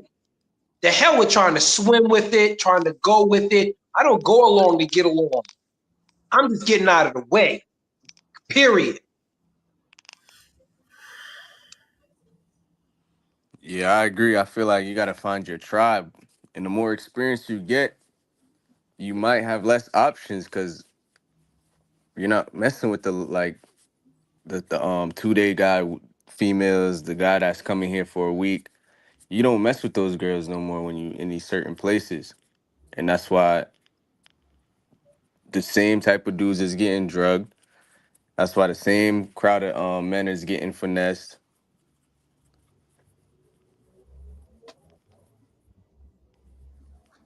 He said someone else cannot control how a woman sees you. It depends how you are coming across mainly.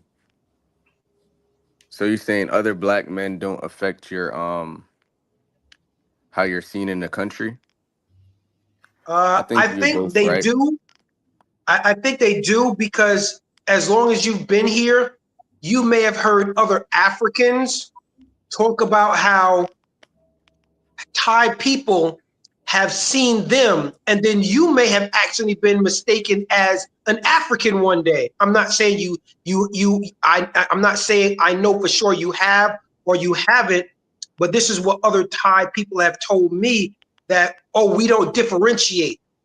Okay, we see Africans as, okay, they've done something bad, you've done something bad too. Even if they've never seen us do anything bad, they just all put us in the same, the same box and categorize us as all basically the delinquents, drug dealers, where we just have children all over the world, and that we're no good, and that basically they should not have anything to do with us or populate with us or involve themselves with us as a group of people.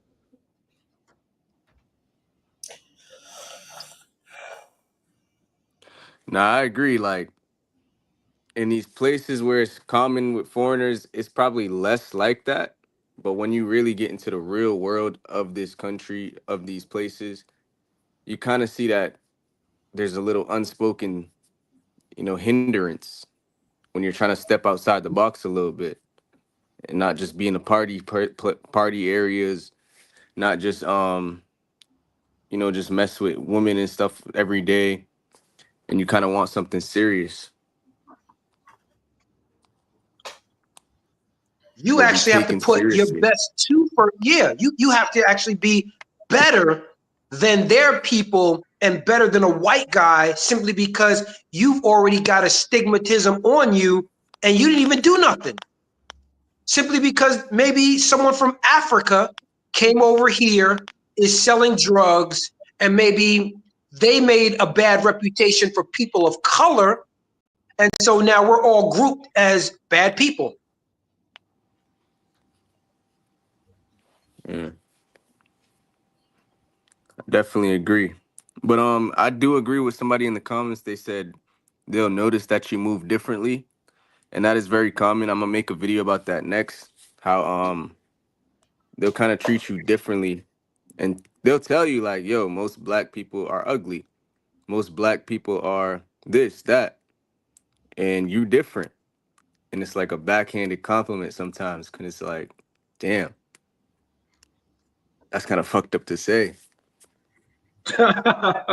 Yeah.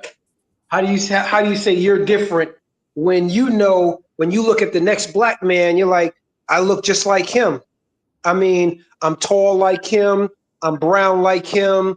I got dreads like him.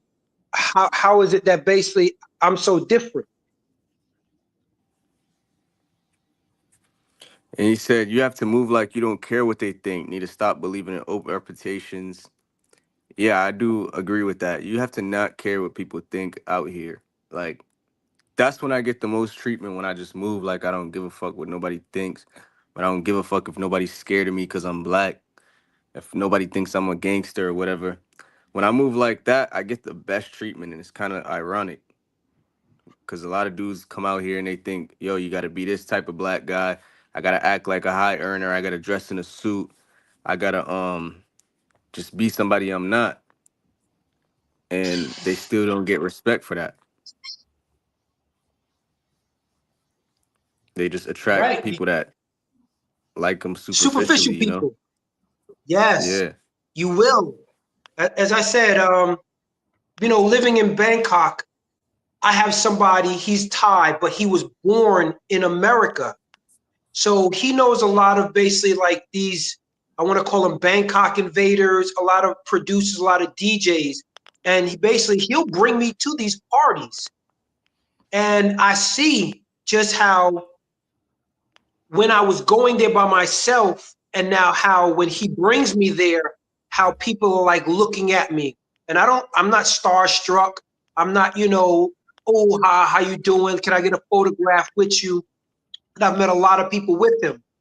But I do see the biggest difference when he just dresses average and I just dress average along with him, and how people now perceive me compared to when I wore the button-up shirt and the Dior shoes and some really nice jeans, compared to just, hey, I'm just with this Thai guy and he's introduced me to everyone, and now I'm being accepted because of him introducing me, compared to basically me going by myself and basically saying, okay, I don't give a fuck, I don't care what people think about me.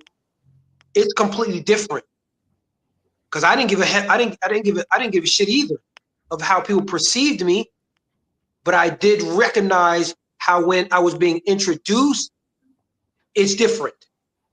It's really different when you're introduced to other Thai people, from Thai people, compared to you just basically coming in there by yourself, you buying a table, you sitting there drinking, which I don't drink, but I've seen it, and I've seen superficial people do it because they feel if they sit at a table, they got a bottle with them. People are gravitating to the fact that they can afford to sit to pay 10,000 baht for a table and a bottle of Ciroc or whatever. Yeah, I do. And then that's when you see like the two sides of the place, you know? When you introduced by a Thai person, you're in the Thai community, you kind of learn different things rather than just being a solo traveler, a tourist. That's when you see like a new side of the place, you know? You're getting how people move amongst each other. You see how people respect each other in a certain way. You know, you see how conservative the women really are rather than just, the low hanging fruit or the party girls or whatever. Yes, yes. Actually, since I've been living in Thailand for 1 year, I actually considered, should I convert?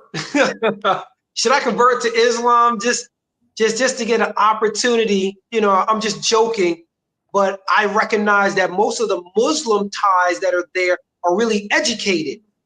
I want to say a high population of them can actually speak English. And now when I can't find something, I actually look more closely. Is there a Muslim Thai girl around, because she can speak English from experience of me seeing, that I'll try to speak to them to get information more than I would from any Thai person that I could speak to in Thai. Mm.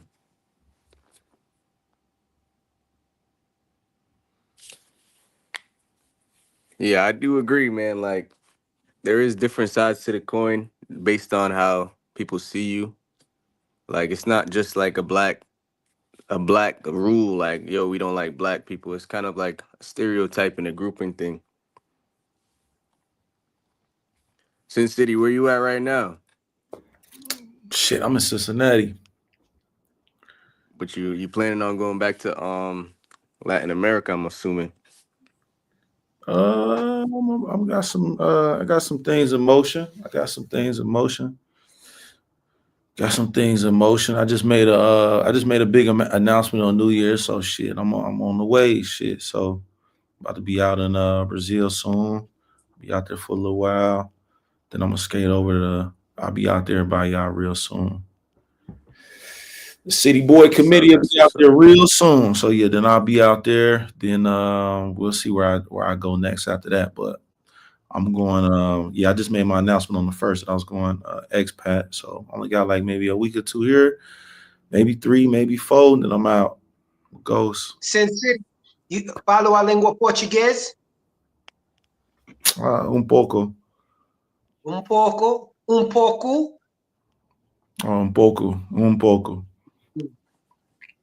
Creio que você decisa falar a língua. Não, aprendi a língua português muito bem.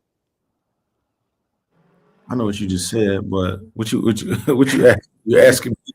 Do I speak Portuguese? No. I just said I think you need to learn a little more Portuguese.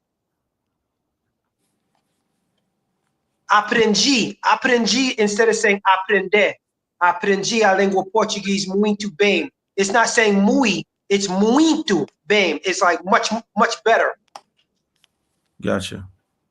I speak Portuguese. I speak Portuguese, Spanish, Italian, and now Thai. Yeah, I got my whole shit right here, brother. I got my whole shit right Okay. here.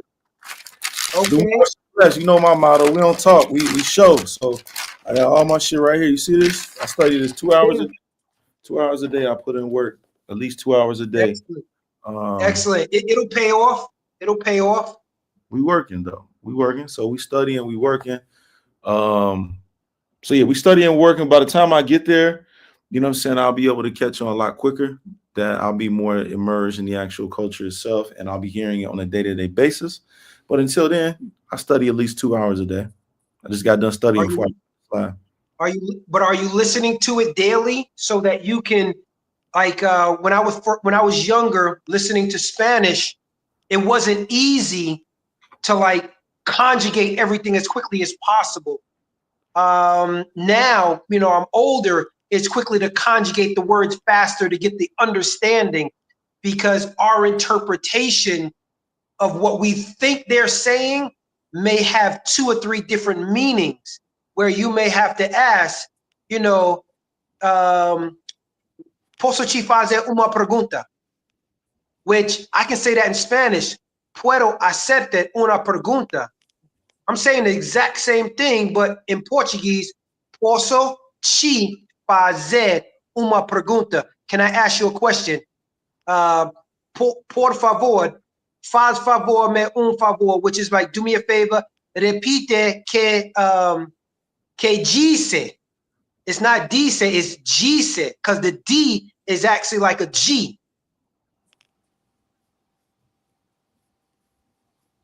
So listening to it and hearing it and familiarizing yourself is going to play a real important part, because I speak Spanish, I sometimes forget, and I'll say certain words in Portuguese and I'm really speaking Spanish, or I'll say some things in Spanish that I'm really supposed to say in Portuguese. Right. Right. Yeah, I think you'll pick up on it when you get there, just by talking, hearing people and stuff like that. Right. I wish you much the best of luck there. And love to hear, what's going on with you, while you're there, hear your journey. Yeah, man, we're gonna have a good time. We're gonna get out there, we're gonna kick it, we're gonna get amongst the locals. We're gonna talk to a couple hoes, you understand me? Like, we're gonna do our thing though. We're gonna do it. CM version. Can't do it no better to be me, myself. That's the thing, right? Everybody, it's very important to be you. Be you and don't try to flip as though you someone else. That's what people buy into, right? I don't know if you familiar with me, but I'm a YouTuber myself, but that's what people buy into. Don't focus on the region, don't focus on this, don't focus on that. People fuck with you because of who you are as a person, and that's what you want. You want people to tune in to you because of you. You know what I mean? Not because you with this chick or you with that. Whether you with a chick or not, tune in. Whether you in a country or not, they should be able to tune in. You know what I mean? Like you want people to fuck with you for you. So be that. Be that. You know what I mean? Be that. Be that. So I plan on being that. Ain't no Sin City out there. Can't nobody be Sin City better than Sin, you know? Can't nobody be Sin better than Sin. So that's what I plan How on did doing. how did you make that transition from just traveling to being an expat? How did I make the transition? Yeah, Man, like to being a this shit been in the making since I was a kid. I mean, shit. My parents is from, you know, what I mean, I'm Congolese, so my parents African. So I've always traveled because of them. You know what I mean? Shout out to them for always putting me in the position to always travel from there. I was traveling before became a YouTuber, went to school. When I went to school in college, when I first started, I went for international business. So that's something that I've always wanted to do. Didn't know how I was going to do it. And, you know what I mean? Started traveling before became a YouTuber, then became a YouTuber. Then I saw, you know, as they say, you got to strike when the iron is hot. Right now, I'm smoking right now. So I gotta be cooking with hot grease, as I like to say. So it's time to cook. My name out there, I'm hot. Motherfuckers fucking with me. You know what I'm saying? I got a little motion going on right now, so the time is now. Before I you know what I'm saying, lose that moment. So if I'm gonna go, the time now. I can't wait 2-3 years from now. 2-3 years later, you know what I'm saying? Sin City might not be a household name no more, or a name that nobody give a fuck about. So that's how I made the conclusion. You know what I mean? Is it tough leaving, you know what I mean, where I'm from, that I've been here all my, you know, most of my life? Most people from my city never go anywhere. You know what I mean? I'd be hard pressed to say that you ever met somebody from where I'm from. I'm about 99.9% sure you haven't. So, but with all of that, shit, it's time to work. It's time to go. That's what's up. It's time to That's work. what's up, bro. Go. Yes, sir. It's time to work. It's time to go. So you plan on moving around anytime 2025, or you just staying in Southeast Asia? I plan on it, but I'm trying to just start like a home base first, just to get that out of the way, because I didn't already did the jumping around and stuff like that. So I kind of want to secure something a little first. Then I'm gonna come back traveling to other continents and stuff. What you mean by secure some? You said what? What you mean by secure some? Yeah, like I just got a lease on my own place, you know, Oh, I see what you're somewhere to saying. just return to and lay my head at. Oh, for sure. I see what you're saying. Are you trying to get ingratiated in where you at or where you So, stand? are you interested? Are you Yeah, trying just to got a buy like visa. a condo out there, C's? Eventually, but I just got the visa to where there's new things possible, long term Yeah, things. and please and tell people that that visa is it's they're eventually gonna take that away. So everyone who doesn't jump on that bandwagon, eventually, you and if you don't get grandfathered in, they're taking that away soon. So everyone who can get it needs to jump in and get it. Yeah, that's why I jumped on the opportunity because it's like the digital nomad thing is kind of new, and I know it sounds too good to be true. To be honest, it was cheap, Yeah, and I know that there's not much information on it right now, so I can only that's say why I that had to just do it. I got me a storage unit there. Like, even though I'm not in my condo in Bangkok anymore, I put my stuff in storage. I've had my storage unit now for 1 year. And I had always planned basically that, okay, I'm going to keep this storage as long as basically I'm in Southeast Asia, in the event that I may want to go and stay in Vietnam for 3 to 6 months. I'll keep Thailand as my base. So I'm able to, like, go back and forth and go to different places, but I can always go to my storage unit, get some stuff out of there, and then hop back on a plane, if I need to do a visa run or whatever. But at least I have a place where it's like, okay, I can go to Thailand, go get some stuff and bring it back. Or I can just go over to Thailand, go to their grocery store, buy some stuff, put in a suitcase and bring it back. But if I don't like staying in Vietnam too long, I still have a storage unit where I can store my stuff at and go, okay, to Malaysia for a few months and come back. Yeah, cause like when you in Asia, it's like you on your own, bro. It's not like you could just fly to America and do something and just come back, right? Correct. It takes a lot. Yeah. So that's why I'm just making the recommendation, consider finding a storage unit. I do something with iStore, the iStore, Mm. and it's air conditioned, storage, and at least I can store my stuff there. Yeah, I'm gonna look into that for sure. So you For don't have to sure. worry about toting a whole bunch of suitcases. Put your stuff in there. Basically, if you want to go wherever you want to go, but you got the visa now, so you don't really have to be bumping back and forth.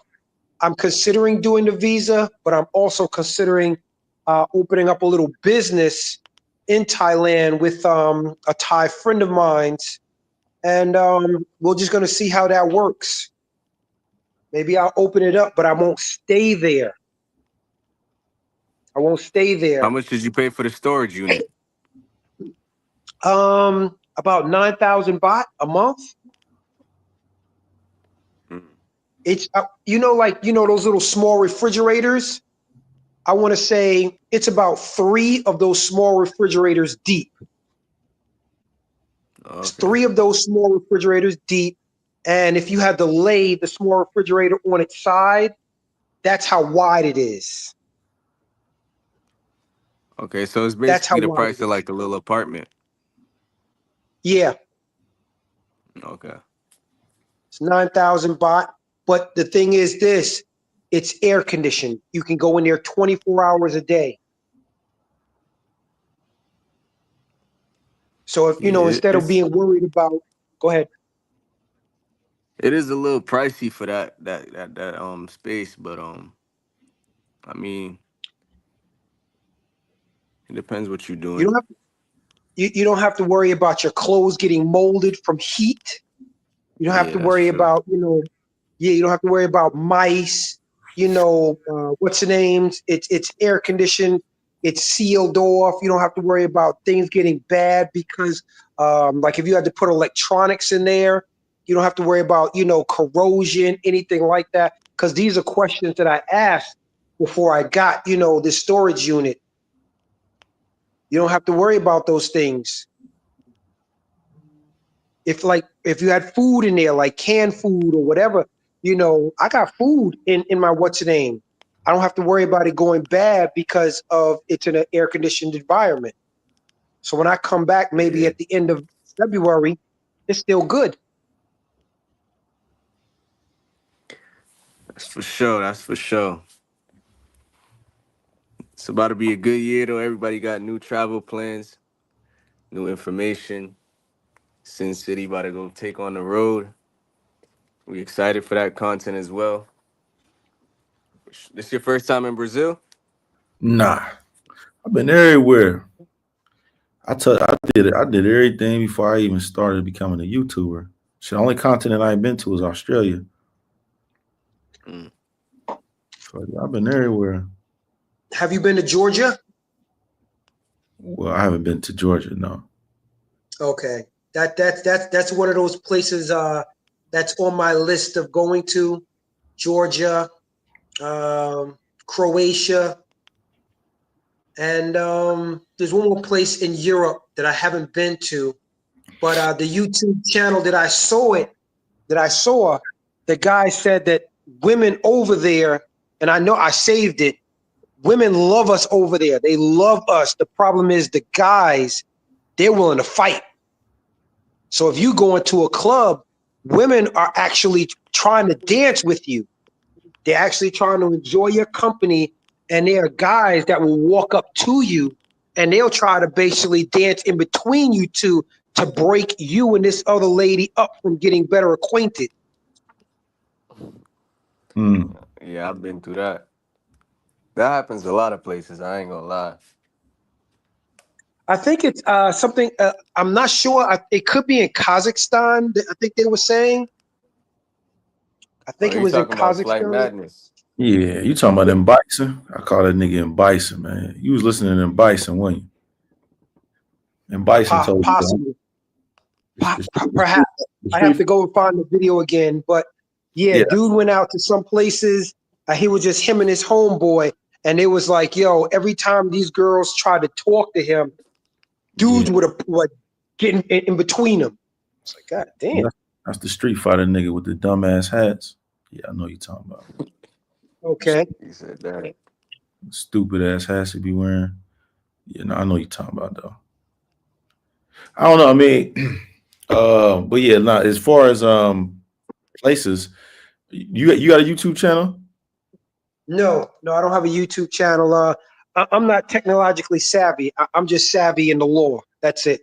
Gotcha. I don't know. I mean, everybody, all the YouTubers got a different journey on what they do, how they gonna do it.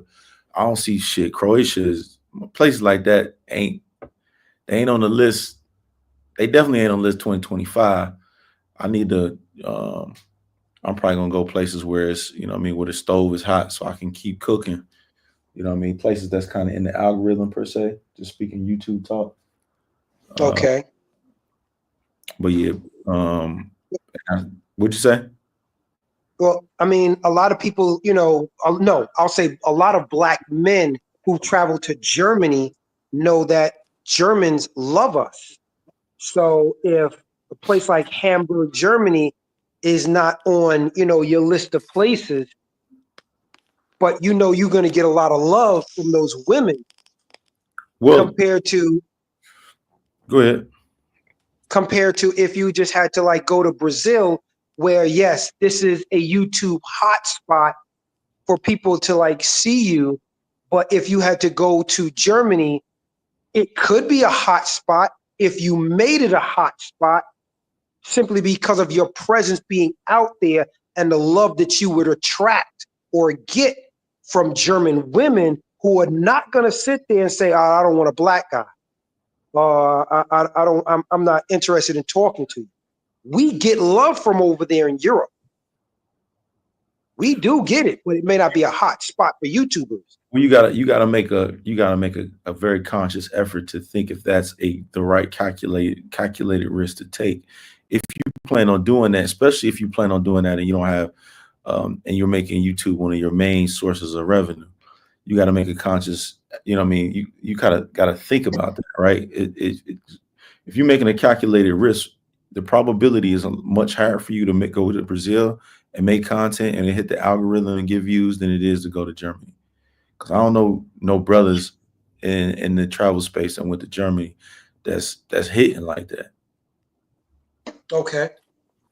So Yeah, I'm not everybody got a different audience too.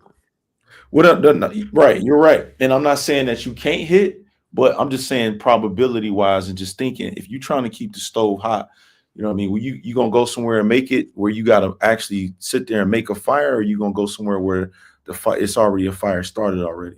You know what I'm saying? So and then branch off. That's what most do. That's what most YouTubers do. A lot of the YouTubers that are in Germany, because Ace is one of them. You know what I'm saying? He's in Germany, but did he start in Germany? No. You know what I mean? Mm. You know what I mean? Check, he's in Check be moving around. He's in Asia right now. You know what I'm saying? But look how long it took him just to get to Asia. Has he been a lot of places? Yeah. But did he start there? No. There's a reason for that. Okay, I see what you're saying. These guys are building up basically a momentum, and then wherever they're going, basically they're putting this, their momentum on the map upon them touching down. Right. Yeah, he in Thailand right now. But look how long it took him to get there. But he knew, you know what I'm saying? Once again, you need to go somewhere. People know, us YouTubers know, we know the spot somewhere you need to go to if you need to keep the stove hot. If you need some views, YouTube your main revenue, you need some views. I would not recommend you going to motherfucking Croatia. I wouldn't recommend you going to Sweden if you're trying to keep the stove hot.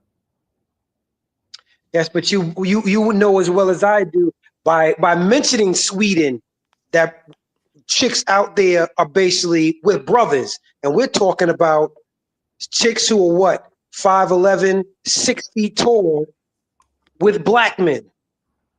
You got what Thor in a female version of Thor dating black guys out there. And these women are beautiful. And I'm not talking about, tall chicks with stomachs, fat, nasty fat. No, these women are just tall, sexy, and beautiful. They can't help who they are, but they are beautiful, toned, fit women, and they dig black guys. But I get what you're saying. It's not basically what YouTube is looking for at this moment as the plug. Well, we all as YouTubers, we all have our own journeys on what we're trying to do. Like, I mean, me, Ceezy, we two different people. Although we may have some similarities, which I think we have, but we still two different people. We two different people, two different audiences. But in actuality, I believe this is just what I believe. I believe you should be as balanced as possible while being a YouTuber. But it's up to you to pick your journey on when you make the decision to do certain things and to go to said place. Right now, Ceezy said, "Hey, bro, I'm chilling. I'm trying to, ingratiate myself here, I'm saying, and lay the land first before I dip back out again." I'm saying? That's his journey. That's his thought process. I may say something different, but ultimately it's his choice to make the decision what he wants to do. Same thing for me. He may say something different for me as far as my path and journey of me becoming the expat and what I should do and how I should go about doing it. But ultimately, we all got our own journey of what we're doing. And do I believe you need to go to the hot spots? Yes. But do I also believe that you need to show some things outside of the beaten path like you're talking about? Absolutely. It's just figuring out how that works for you. Yeah, for sure. I've, Everybody I've got never their own been, journey. yeah, I've never been a YouTuber. I watch people. I do gather information. I do sit there. Once I see what they're doing, I sit and I compare it maybe with someone else. I do sit there and then compare it with statistics that I'm looking at in the country. So, my research has always been the most important thing that I could do before I travel to another country. Mm-hmm. That's why I appreciate y'all's journey, because I'm out here, I'm traveling. I may not put it on YouTube, but I'm still out here traveling, and I can say I rely on some of this information. I rely on it because I may sit there and say, okay, well, I remember he walked down the street, so let me walk down the same street and see what happened. Okay, let me buy something from here. Let me see what happens. For sure. That's, You out there Phuket, right, bro? yeah, Phuket, Thailand. Okay. All right. What you what you think about the crash out shit going on out there? What you mean, like Okay, the well, I don't know if you see the writing on the wall, right? I like to forecast and foreshadow, right? I don't know if you see the writing on the wall, but I expect to start seeing some different travelers, you know what I mean, very soon. Things are changing, things are constantly changing, right? Nothing stays the same, right? And things are switching up. The Thailand as we knew it before is starting to change. And those who are going to certain countries, they're now invading Thailand. They will be in 2025. I can bet your bottom dollar on that. You know what I mean? So you will see an adjustment. Now, how does that affect you? You may not give a fuck, nor it may affect you not at all. But I think you would be.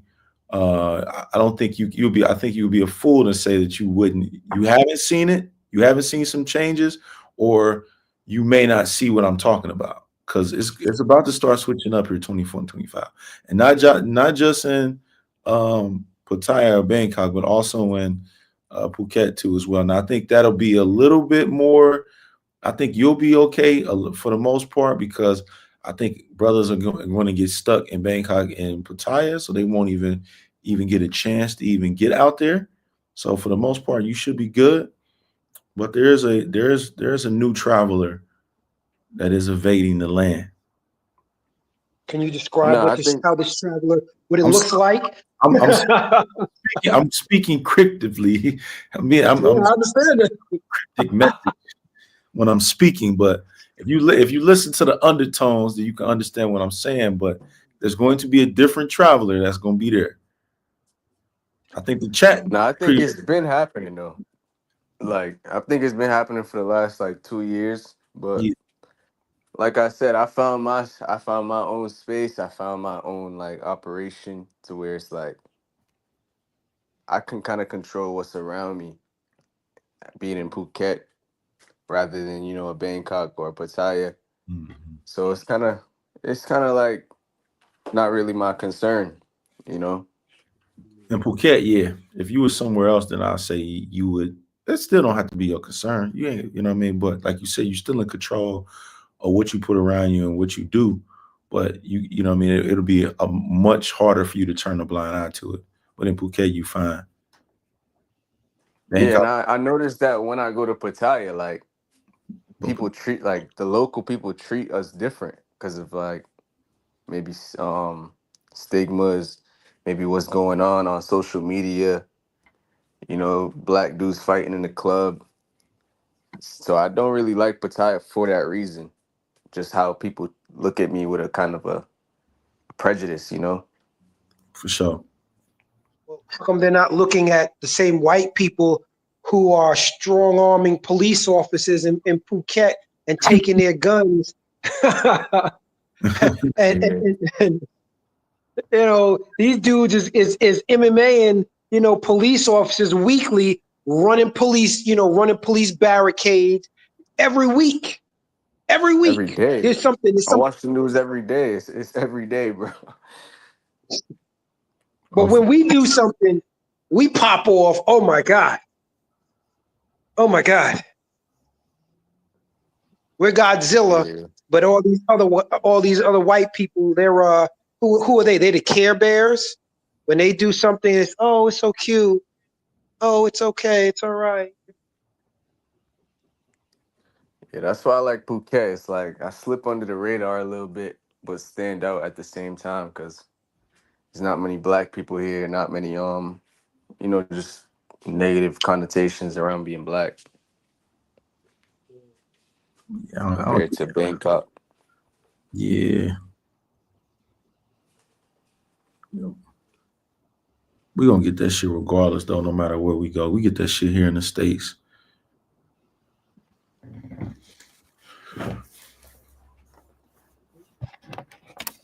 That ain't gonna never change. Yeah.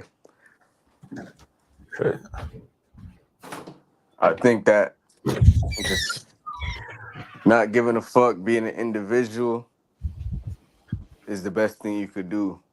You're gonna get hated and you're gonna get love for it at the same time. So He said y'all zooming over there. Y'all motherfuckers funny as hell. Y'all zooming over there. But yeah, I'll be out there. I'll let you know when I touch down, but I'll be out there soon. I'll be out there soon. Cincinnati hell will yeah. be invading Phuket. I don't know if they're gonna be ready, but I will be They invading. ready.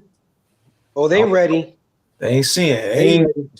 seen me yet, man. Until they get a load of me. I don't know if they seen me yet. I'm a little different.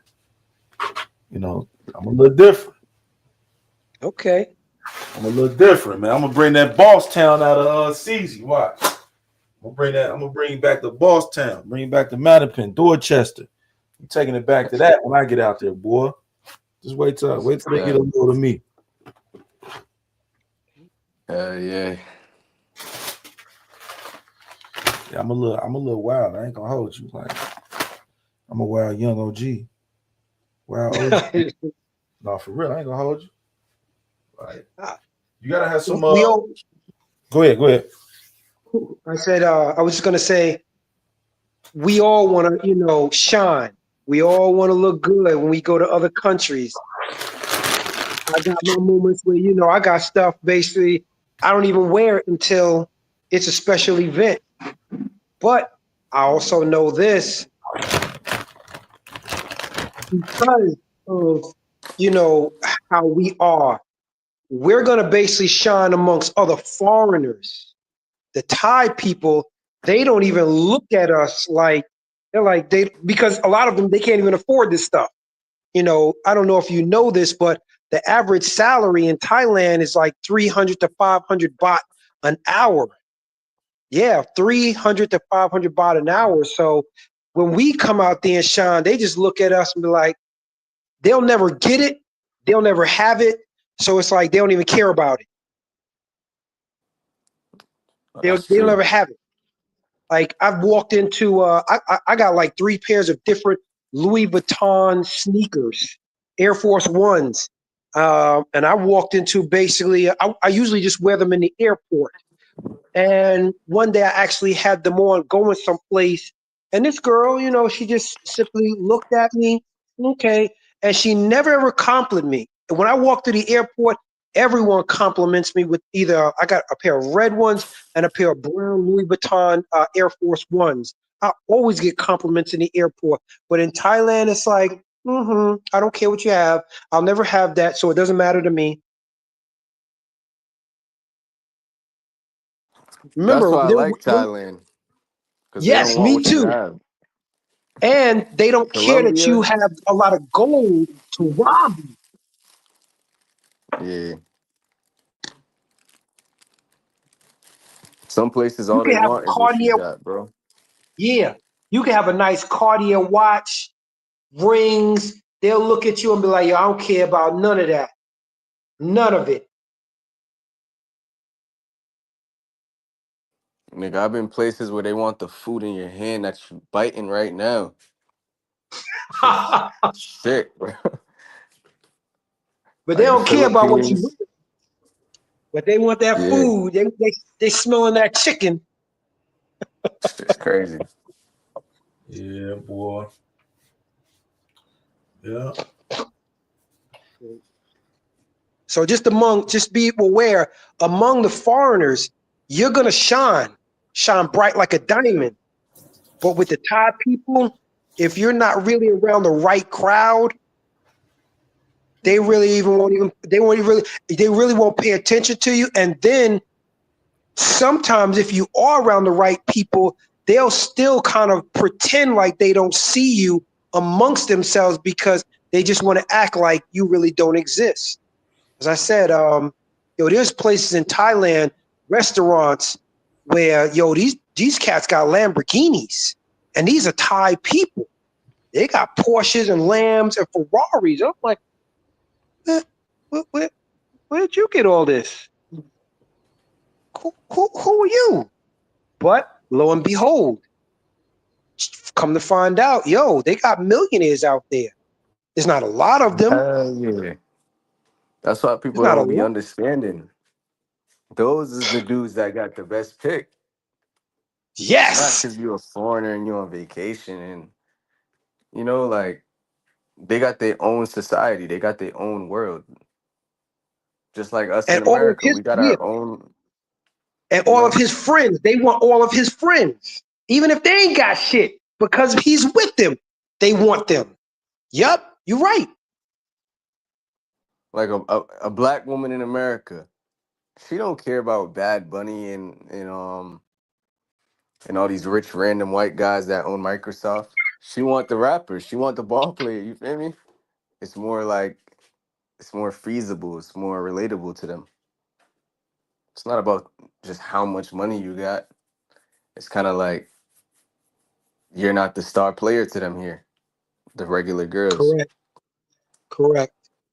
The star player looks like me, talks my language.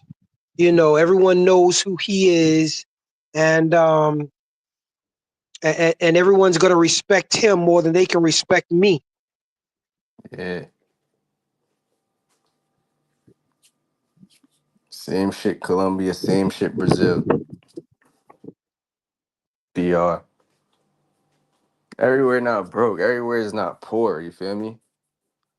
There's winners and ballers everywhere in Yep. every neighborhood.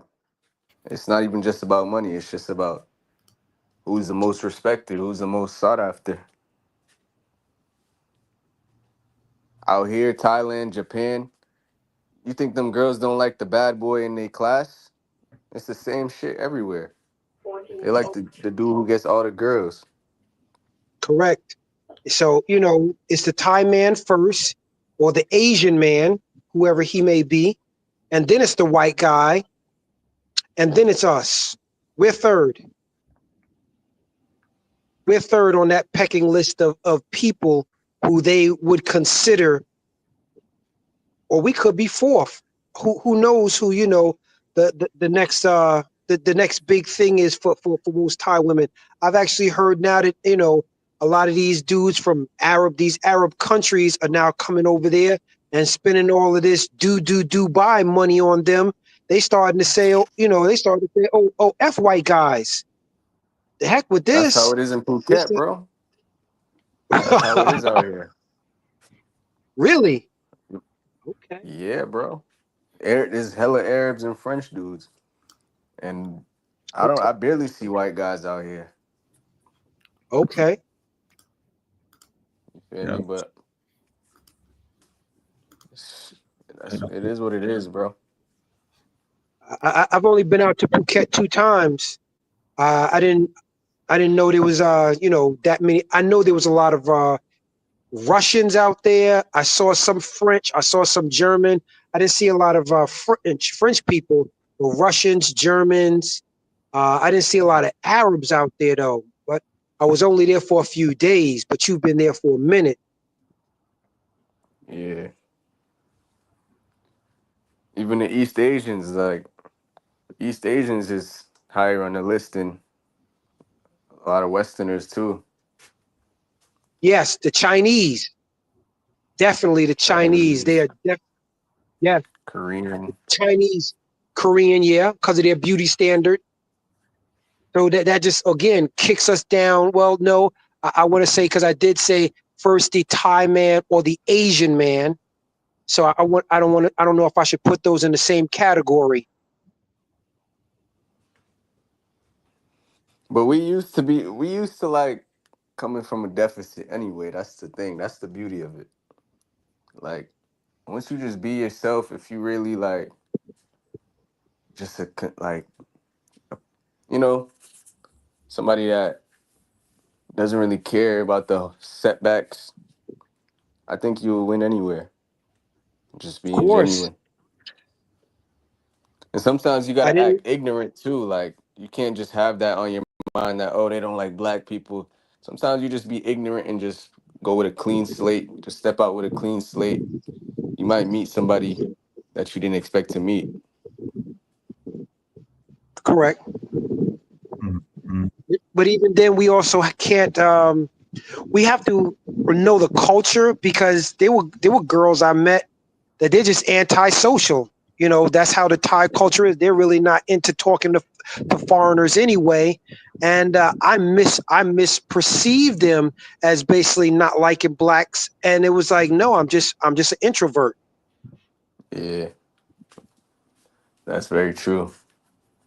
I'm just an introvert. And if I didn't start basically asking this question, like, do you got something, personally against like dark skinned people? They was like, no, I don't have a problem. It's just I'm an introvert. And by slowly allowing them to talk, yo, I got more conversation out of them to figure out, like, yeah, you just need time to work on this girl, but she'll talk to you. I never try to take their kindness and stuff, because they are kind people. They'll give you their phone number, but that doesn't mean when you write them, they'll write back. Yeah. I be saying like I said this in one of my videos too, like it's like it takes a lot to be with a black man. Not every woman is built for that attention, that being the top of the conversation.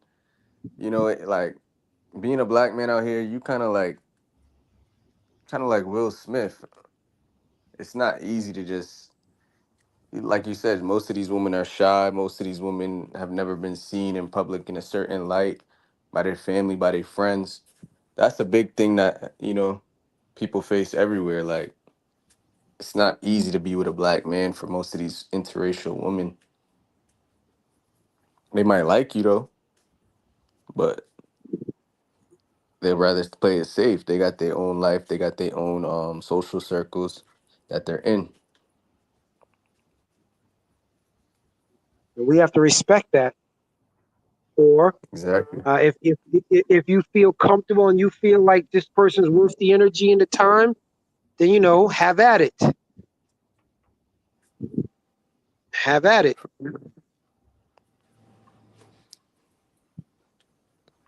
Yeah. That's the But beauty of it though, just figuring this shit out, figuring out what works for you, how the world reacts to you, what you bring to the world.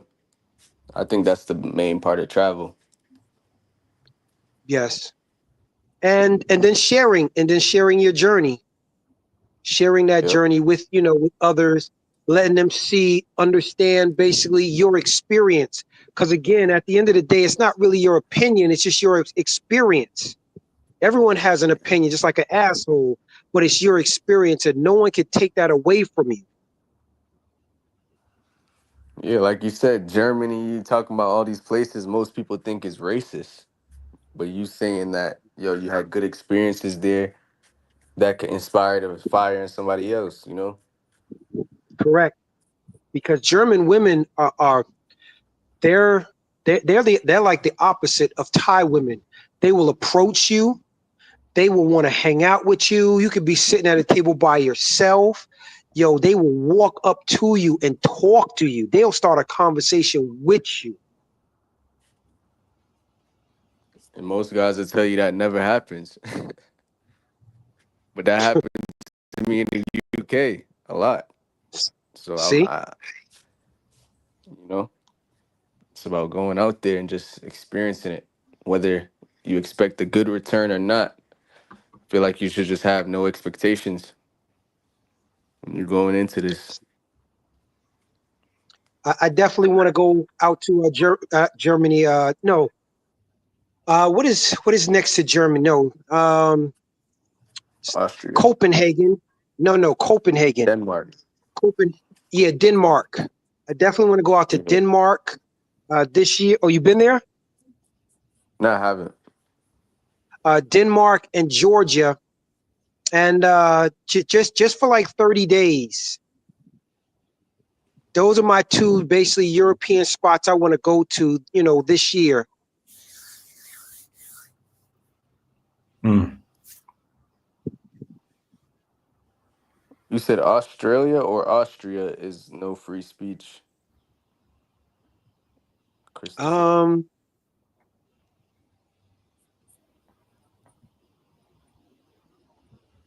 Where's Mulana? What's the vibes? Oh, you said Australia. Okay. So there's no free speech out there. See, I didn't even know that. Mm. wow. So there's no say what you want to say, huh? Mm. That's what we got it good in America. I ain't gonna lie, cause a lot of places is really like that. Thailand, Brazil, I heard something like that too. You know, where they just come and put your ass in jail for life over a video you posted or some shit. Ceezy, I have a question, and I'm glad you just brought that up. Have you ever felt that you need to censor or reframe the things you say because of a fear of basically retaliation by, the Thai government of like coming to arrest you or anything like that? That is, and the reason why I ask is that is another reason why I have never made any attempts to try to become a YouTuber, because I think if I knew how, my voice would probably get me in trouble. Yeah. I've never had a fear of that, as in like where I'm just like not doing things because of that. But it is a thing in the back of my mind, like, yo, don't overstep boundaries, you know? I respect this place. I love this place. And I've seen like shit can go left quick, even with the police just in the streets. You know, shit can go left quick. So I just kind of just stay in my lane. I kind of keep topics. I only speak on topics that I know other people are have visited, like women, like just culture. I never say anything bad though, or just I think it's more of like if you just constantly pushing a narrative like, yo, this is a shit place, yo, this is wrong with this place. And, you know, like just bashing the place. But just making a video here and there about, you know, certain things I notice, I don't think that's a problem. Okay. The reason why I asked is because I don't know if you've ever heard of a YouTuber called the Philippines Truth. I met him before I left the Philippines. I met him. I know who he is. And what happened to him? He's still creating content, about the Philippines. I mean, he is literally kicking them down every chance he gets, simply because of the bad experiences he's had, the bad experiences other people have had that no one just knows about. So many other people who don't have a voice or a channel have had bad experiences in the Philippines, either living there or basically visiting there. And basically he's a magnet for that. He's like, yo, any of your bad experiences, yo, please let me know. You got video footage, you got anything. And he is definitely trying to expose any type of corruption, anything them people do there. He's the person who is like, yo, I'm gonna put it on Front Street. He is Shaft. He's just the white version of Shaft. No, I And respect he's not that though. Like ashamed of it. I feel like that's kind of my purpose too, to speak for people who don't have a voice and just make light on certain things. But I feel like if you're gonna live in that country, if you're gonna be around those people, it's just not smart. Like when I was in the Philippines and I was making certain videos, I was getting a lot of death threats, but I wasn't in the Oof. country no more. I posted after I left. Okay. Even in Okay. Brazil, like when I was going through the airport in Brazil, I was scared as shit. I'm like, yo, I wonder if they seen this video when I was talking shit because it went viral on TikTok. Because I know Okay. like the free speech shit, that's serious, and their reputation and their image. You know, is he living in the Philippines still? Yes, he is. Yeah. Yeah, he's still living there. He is still reporting. He's still making videos. And if you had to just go the Philippines truth, I'm just surprised he's not in jail yet. All the stuff he's basically talking about their corruption, talking about the women, talking about how dirty it is there, talking about everything.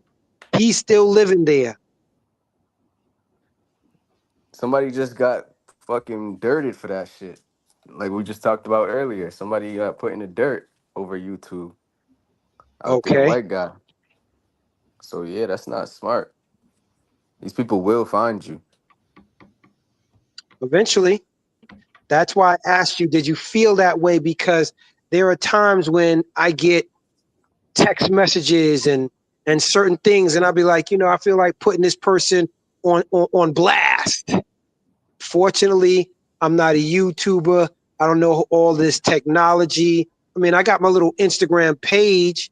I create little content, little conscious stuff, but I know I would get in a lot of trouble. Shit, I've gotten into trouble with other lawyers, exposing things that basically they're like, why did you do that? Why did you tell people that? They're not supposed to know this. I'll give Yeah. you a perfect example of what I mean by know this. You know how many people in the world outside of America think the United States is America? They Mm. say, "Oh, you're from the U.S.," and I say, "No, I'm not from the U.S. That's a separate entity from New York." And they don't understand what I mean by that. And then when I go and I show them this code, and I'm saying, "Yeah, look at this. What does this say? It says the United States. What does it say? It says this is a federal corporation. I'm not from a federal corporation. I'm from New York, which is part of the 13 colonies. This is an actual republic.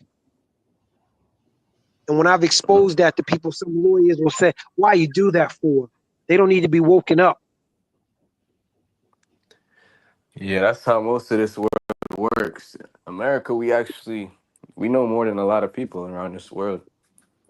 But that's how majority of this world is. Like, you're not supposed to know stuff or tell people stuff that you know.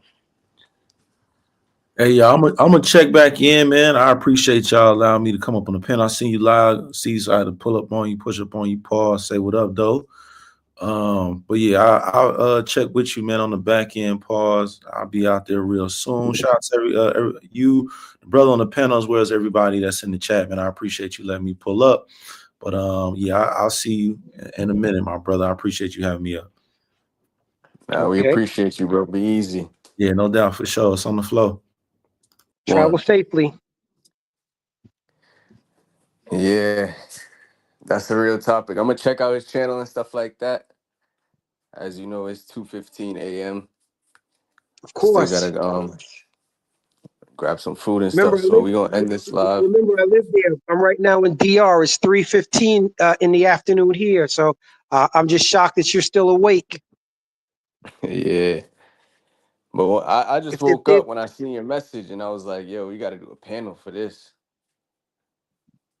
Well, if there's like, certain foods or something like that I could bring back once I get out there that you want, please let me know. Because I do got a suitcase that's empty, and that's the only thing I bring back. I bring back food with me, Yeah. or like And if you deodorants. guys Like if there's certain deodorants, huh? what I like out there is the plantain chips. They don't be having that out here, the plantain chips or Okay. banana chips So, or so whatever. okay. So would you want me to bring them from Dominican Republic, which has some of the best ones, or just the ones Yeah. that are being sold in New York? DR, bro. Okay. You feel me? Just let me know the price or whatever. It's a bag of it's a bag of chips, man, or 2 or 3 bags of chips. As I told you before, I went to school for banking, law, and financing. They taught me how to create money. You hear me? Mm. They, Yeah. they, they didn't teach me how to work for it. I learned working for it how to create it. And this is one of the saddest things that, so many people, when I was trying to teach them this stuff, man, they thought I was weird because I was trying to share it. Mm. Now, But this yeah, knowledge man. is eventually going to die with me because a Caucasian certainly is not going to share it with them. Hell yeah. So I definitely will bring you some bags back of some plantain chips from out here. It's not a problem. It's easy to do. Say less, bro. I'm looking forward to us doing another panel or something. You know, this was a great panel. Thank you. We appreciate you coming on here. No You problem. got I anything else to appreciate say? the opportunity. I appreciate the opportunity. I appreciate your time. I appreciate your platform. And yeah, definitely, if you think there's a topic that you feel, I could contribute to it in a positive way, or even if, some people may say it's negatively, positive or negative criticism is still good criticism because everything in life ain't positive. Everything in life ain't negative. Yeah. It's good to get people I, thinking, you feel me? That's all it's about. Just get people yeah, thinking, you know, having those conversations. that most people are afraid to have because a lot of Yeah. people on YouTube are afraid to have these conversations. And, it's sad that there are some YouTubers, and I know you probably know who I'm about to say, but you got some YouTubers, when I first met him, I was like, he was saying, yo, Filipinas like foreigners. Filipinas like foreigners. And I got out there, I was like, hmm, they more or less are gravitating towards white dudes. But you keep saying foreigners, and when I pulled up on them, I was like, I called them on the phone, we're talking. I'm like, how come you won't say that Filipinos really prefer white dudes than they do black guys? And he was just like, he doesn't want to say that. And I was like, yeah, but you're telling the truth. Don't say that they like Hell yeah. foreigners because they like foreign white dudes. But put that out there compared to saying, oh, they like foreigners, because now you being general, and the average black dude will mistake what you're saying as, oh, they like us as well. And then we get out there and it's like, nah, we ain't getting that type of love and attention from them. They know who they want. And basically, Chad is their trophy. Their families is teaching them Chad is their trophy. Yeah, that shit get deep. One of the biggest Filipino American black YouTubers. That nigga don't fuck with me because of me saying shit like that, like just exposing it and going viral for it when his whole message is just foreigners come to the Philippines, they love you. I'm like, yeah, if you Yes. old and you stupid, they love your Yes. money, So yeah. we're talking about the same person. Probably, Foreigners come to the bro. Philippines. Foreigners come to the Philippines. And I'm like, I came there. And I'm like, nah, they ain't checking for us. No, they're not They checking for actually, us. yeah.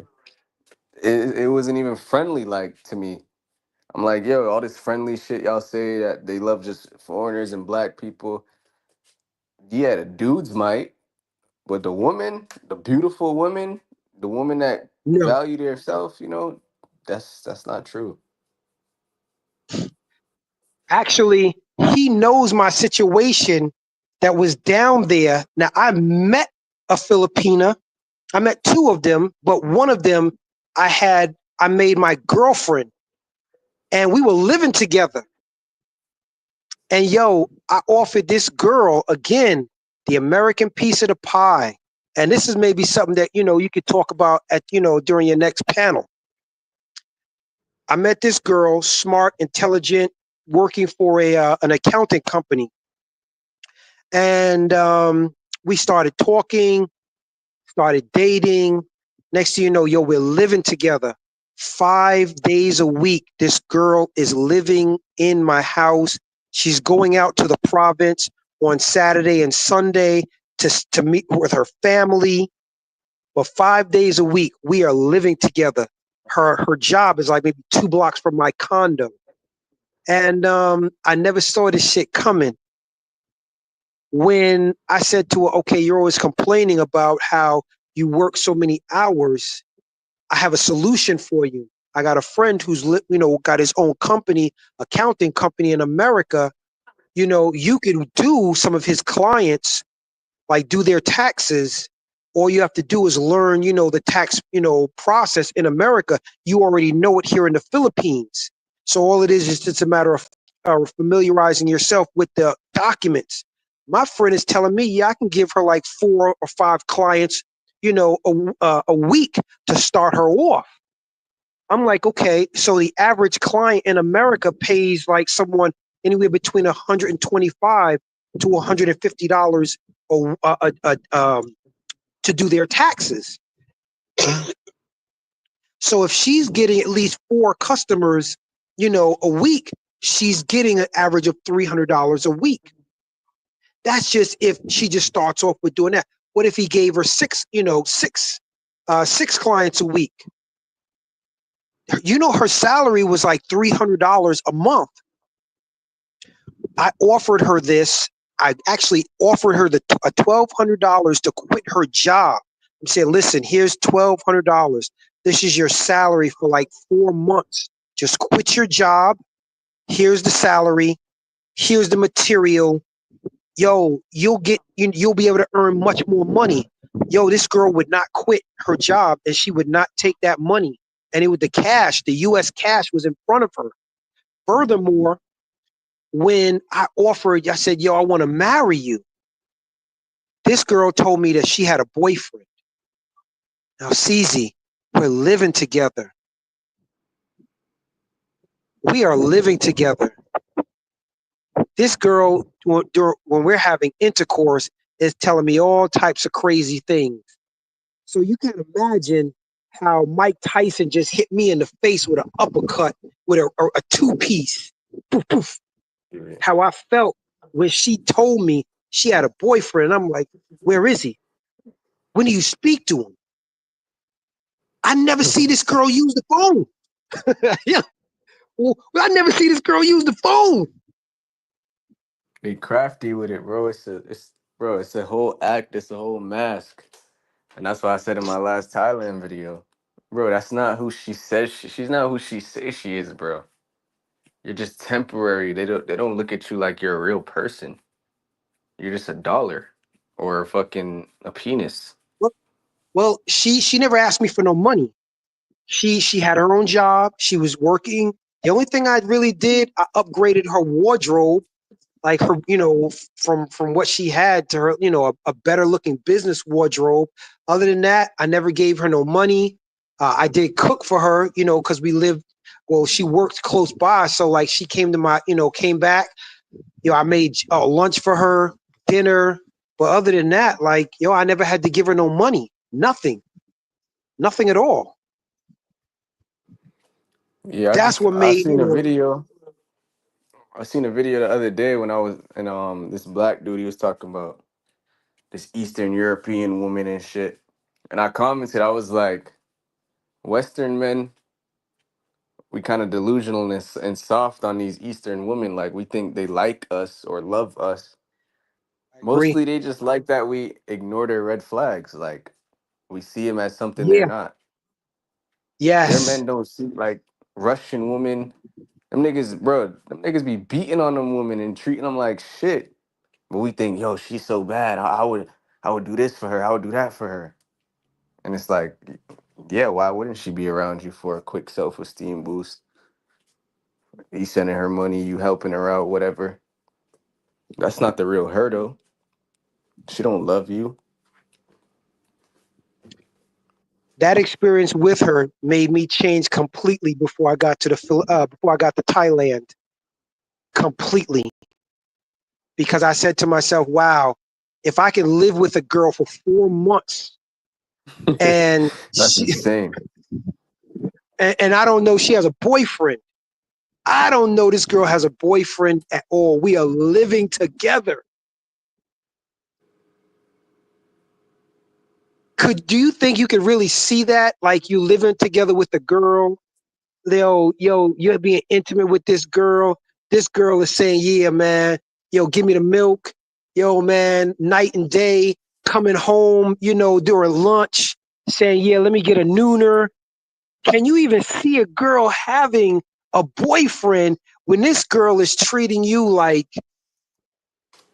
you her last supper Yeah. I'm saying, and no bro, you money? can't put Yeah, you're not. nothing Yeah, past these women. and you're not giving her no money though. But I'm not giving her no money. I mean, Yeah. yeah.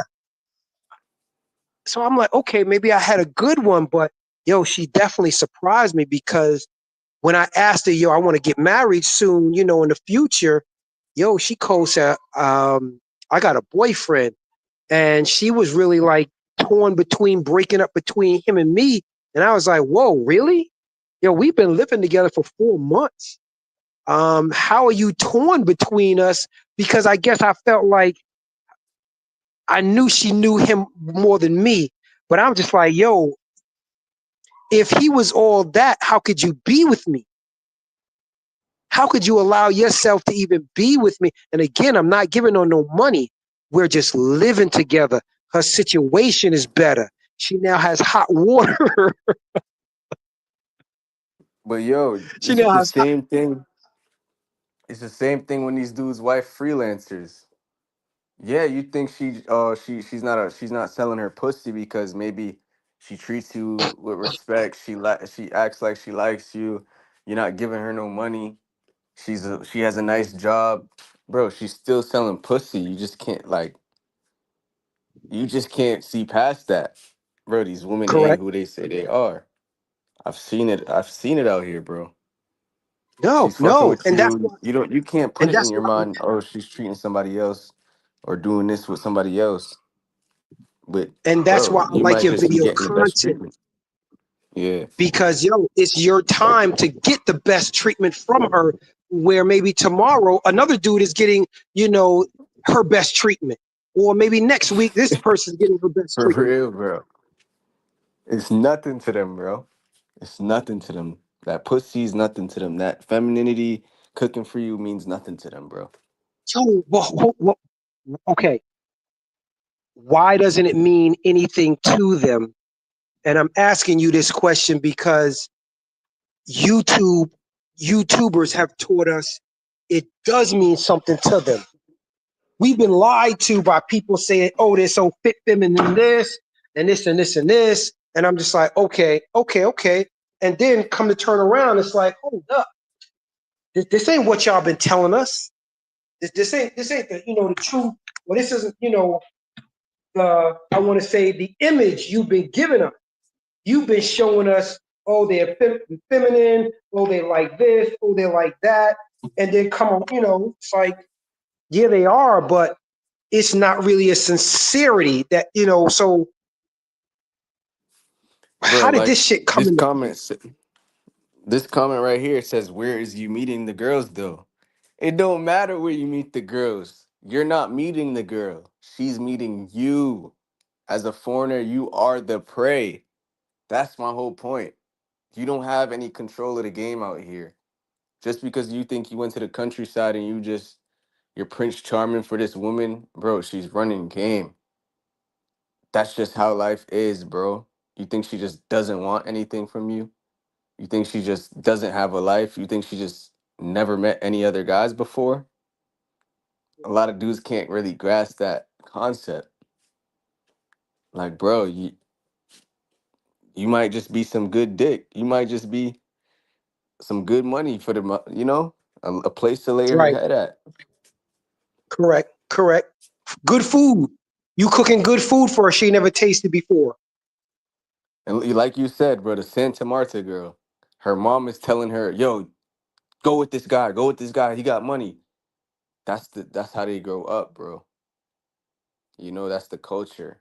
If he's the Yeah. best option, go with him. It don't matter what you already got going on. It don't matter if you want love.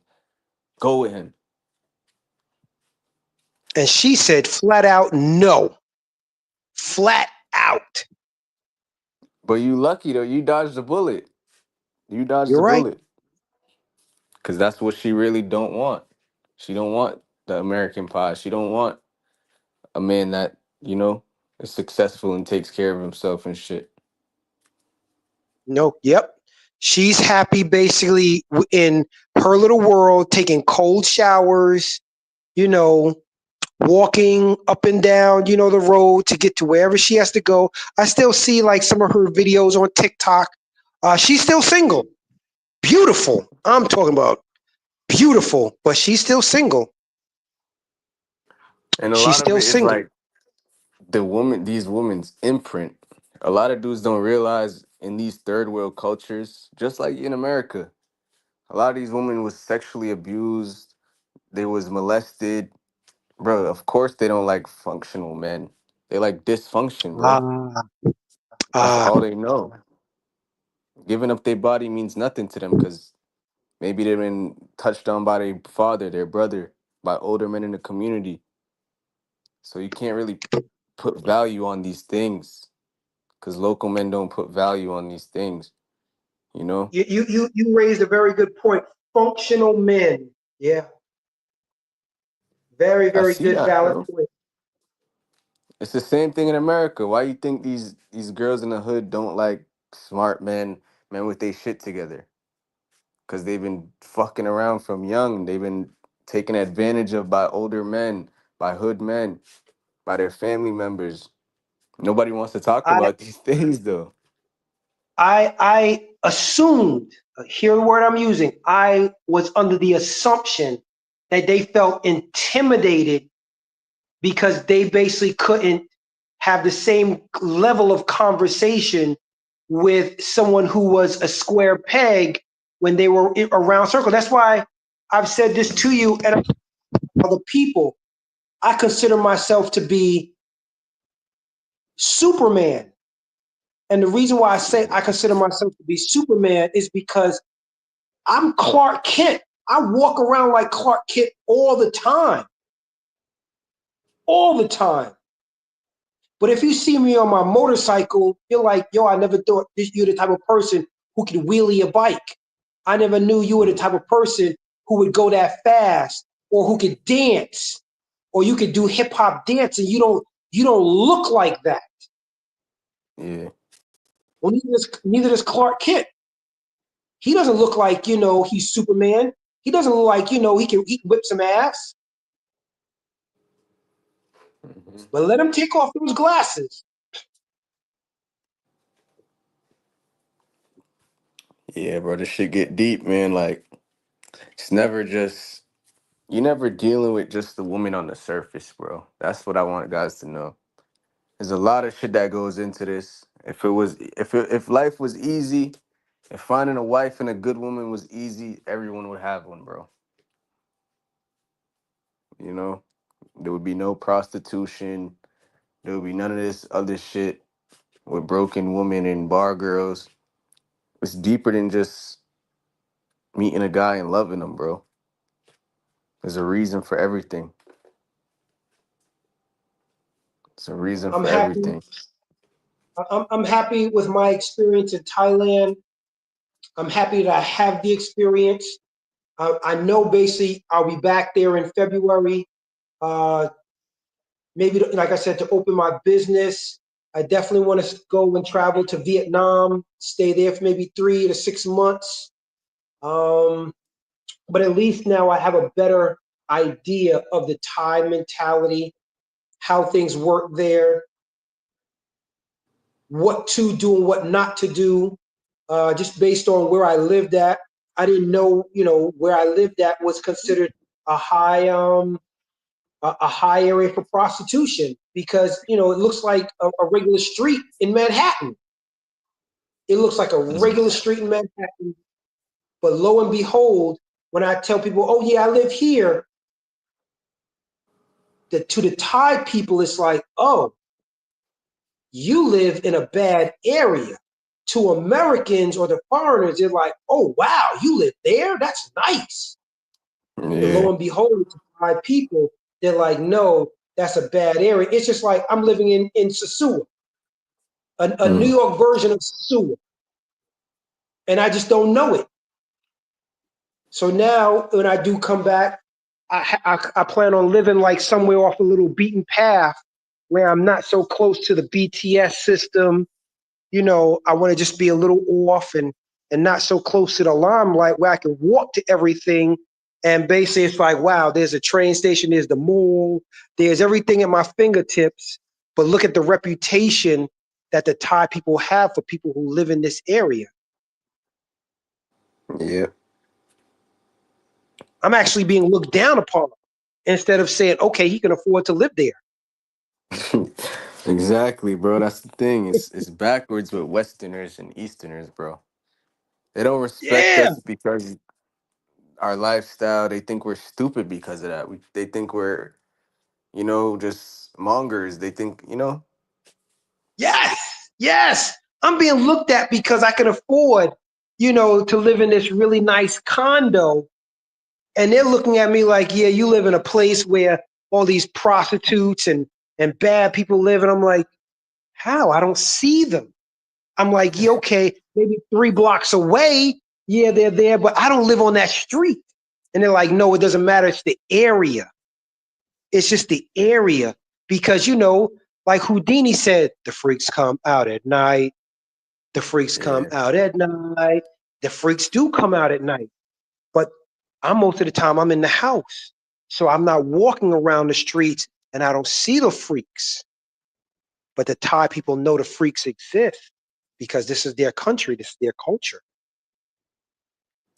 they look at us like, why the fuck would you come live here?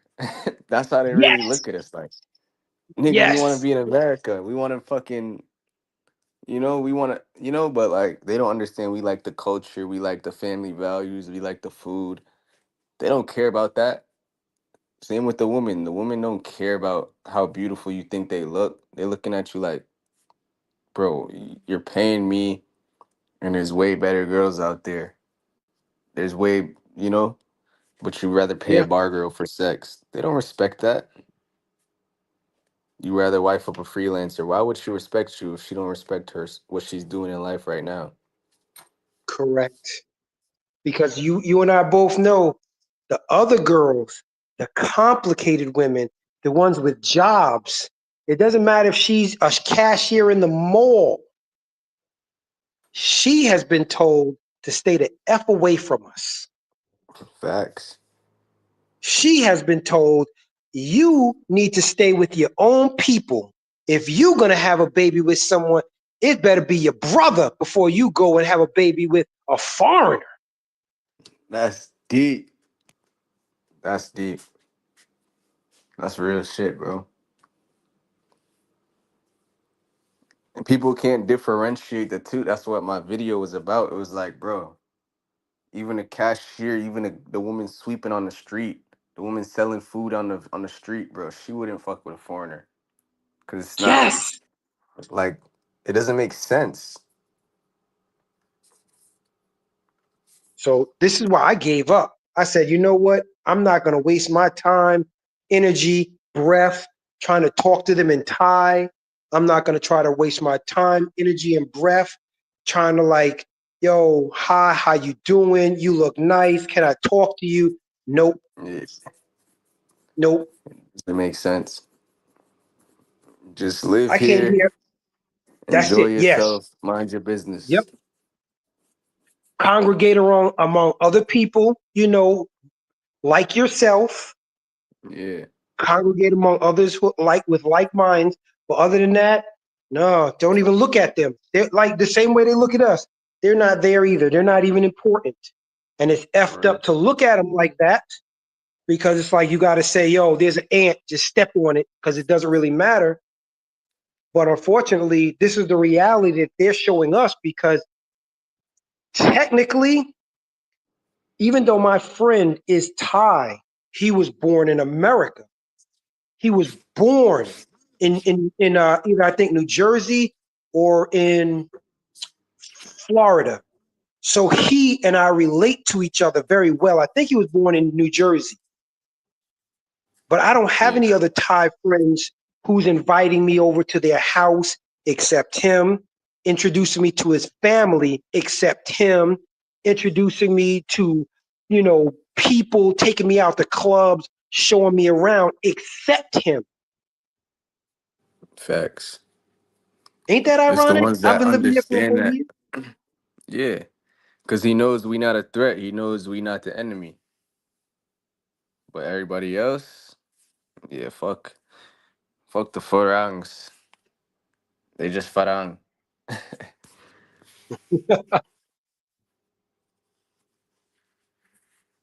I'm gonna be a happy farang from now on.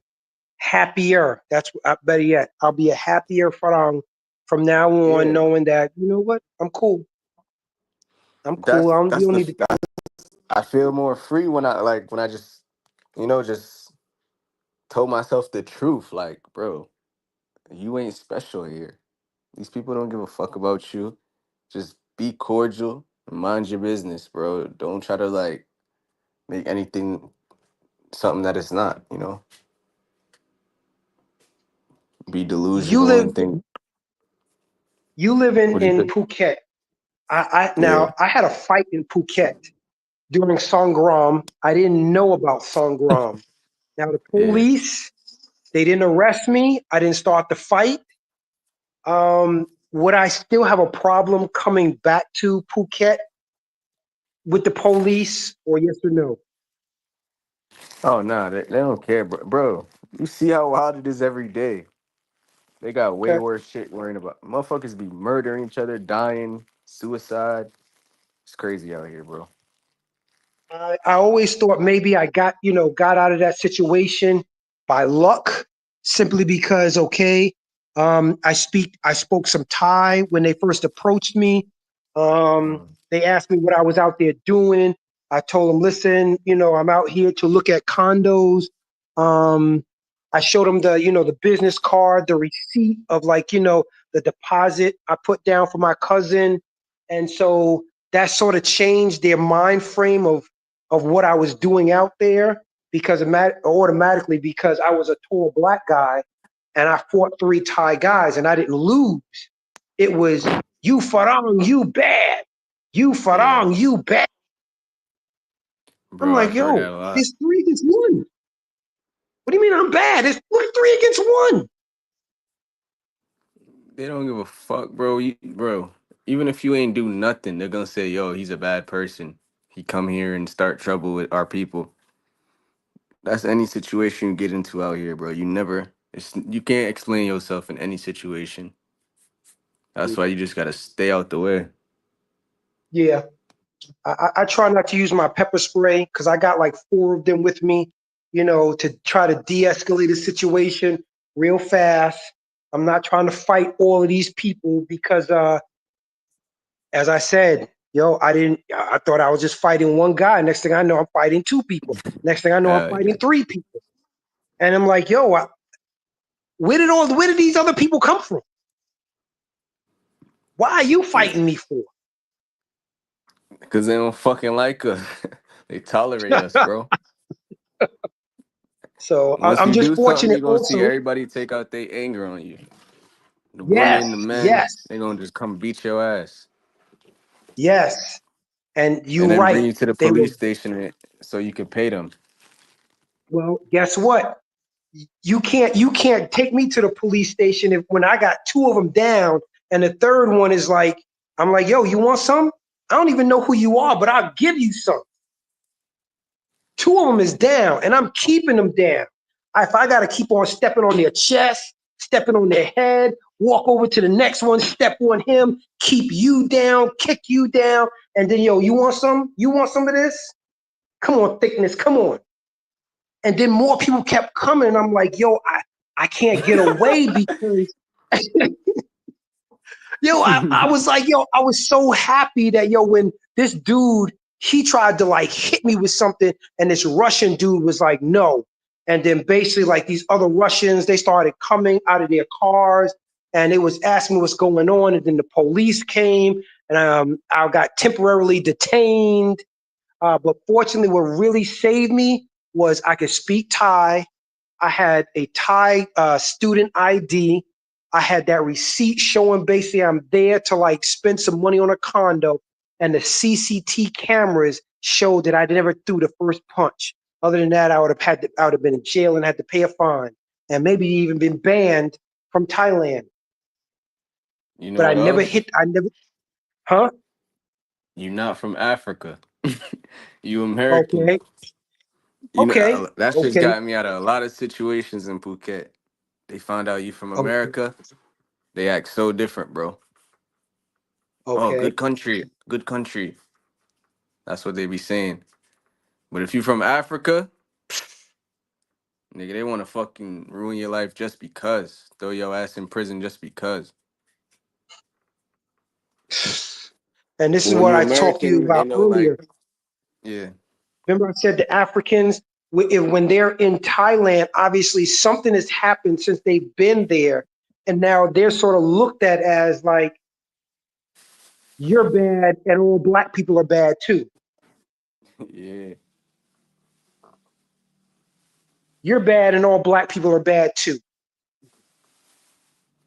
Shit, that's all of Asia, to be honest. Thailand more lenient with it.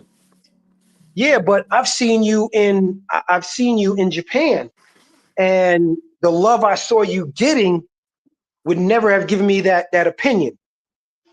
Never. I Yeah. saw you approach like 2 Japanese girls, and I'm saying, yo, is she drunk? Yo, and I'm like, okay, I don't know if she's drunk, but yo, she's definitely giving you some positive vibes. And I'm like, okay, she's digging, dude. Okay, take her home. Take her Yeah. home. It get weird, Cause bro, still though. well, from what I'm just saying, I saw, how they was treating you in Japan. It definitely looked Yeah. like, they definitely digged you.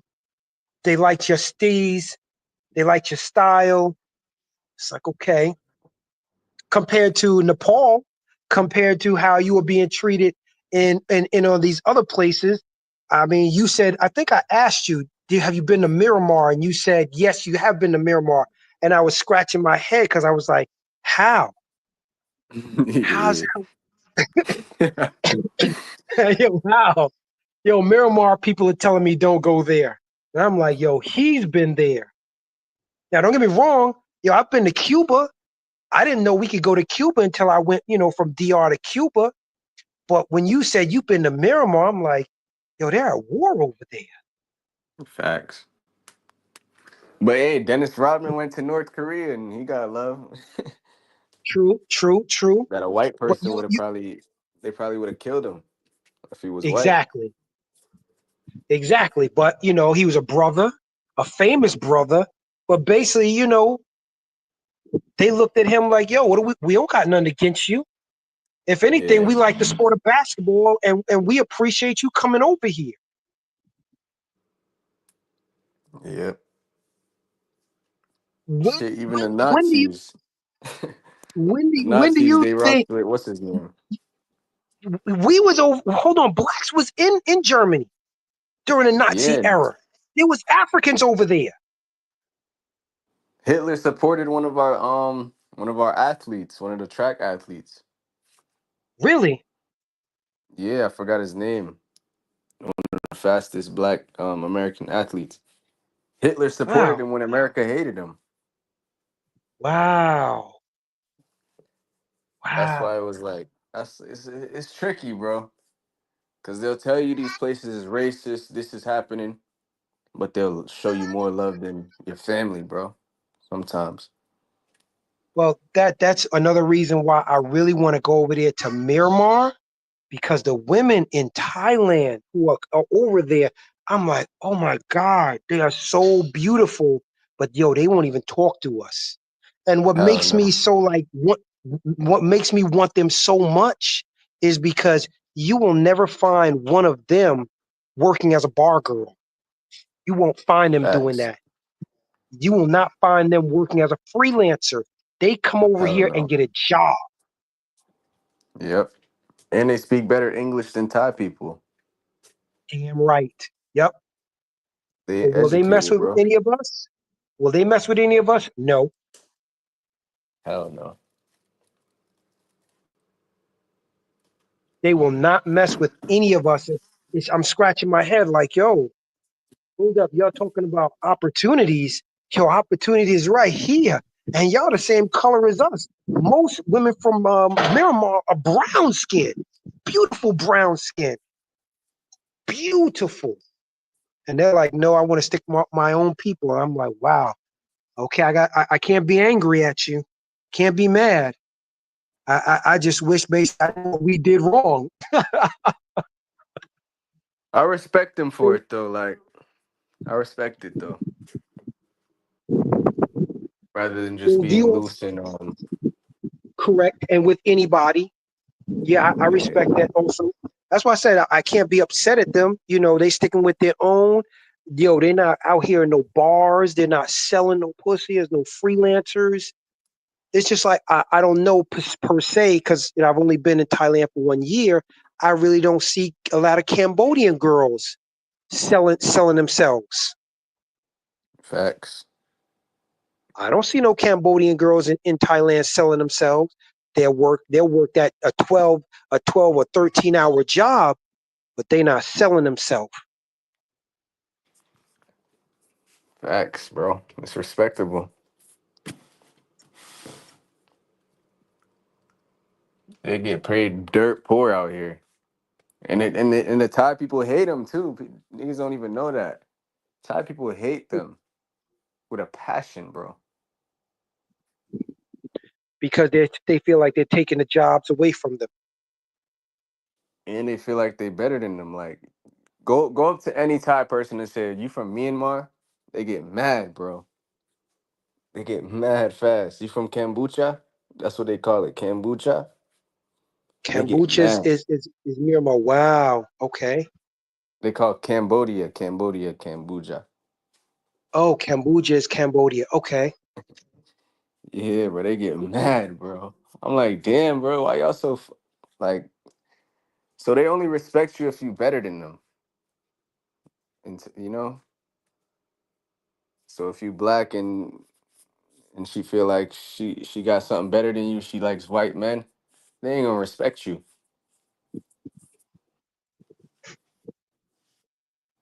That's Well, what most that's dudes don't again, realize. yes, because you and I both know a bar girl would never be better than any of us because first of all, we can go to America, just sign our name and take out a brand new Lincoln Navigator. Just sign our name. That's it. Yeah, They can't do that. So how do they think they're better than us? because niggas is slave to the pussy. Niggas forget everything. Who niggas forget their name when it's time to fucking get when they trying to get some pussy. And you think these women don't see, bro? Women, these bar girls, shit, they see the worst of us. You know I what guess these that's why niggas I will haven't do? been. I guess that's why I haven't been drugged yet. Yeah, I guess that's why I haven't been drugged. Because as I said, yo, you can't even hand me a bottle of water. Whoa, whoa, whoa! You open the cap now. Go get another one. Nah, yo, the cap is open. No, go get another one. I ain't paying for this. that's why they respect you, bro. Enough not to drug you. Like when I was in Colombia and Brazil, they was like, "Yo, you don't act like the rest of these foreigners. These foreign men be just thirsty, just ready to have sex. They can't. They don't even know how to talk to me." And I was like, "Damn, that's why I get respect here. It's not. I'm not chasing the box.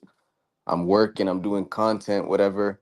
When I meet somebody, it's a genuine like I'm trying to learn from them, trying to learn the culture. Most dudes ain't doing that. They trying to skip from A to Z.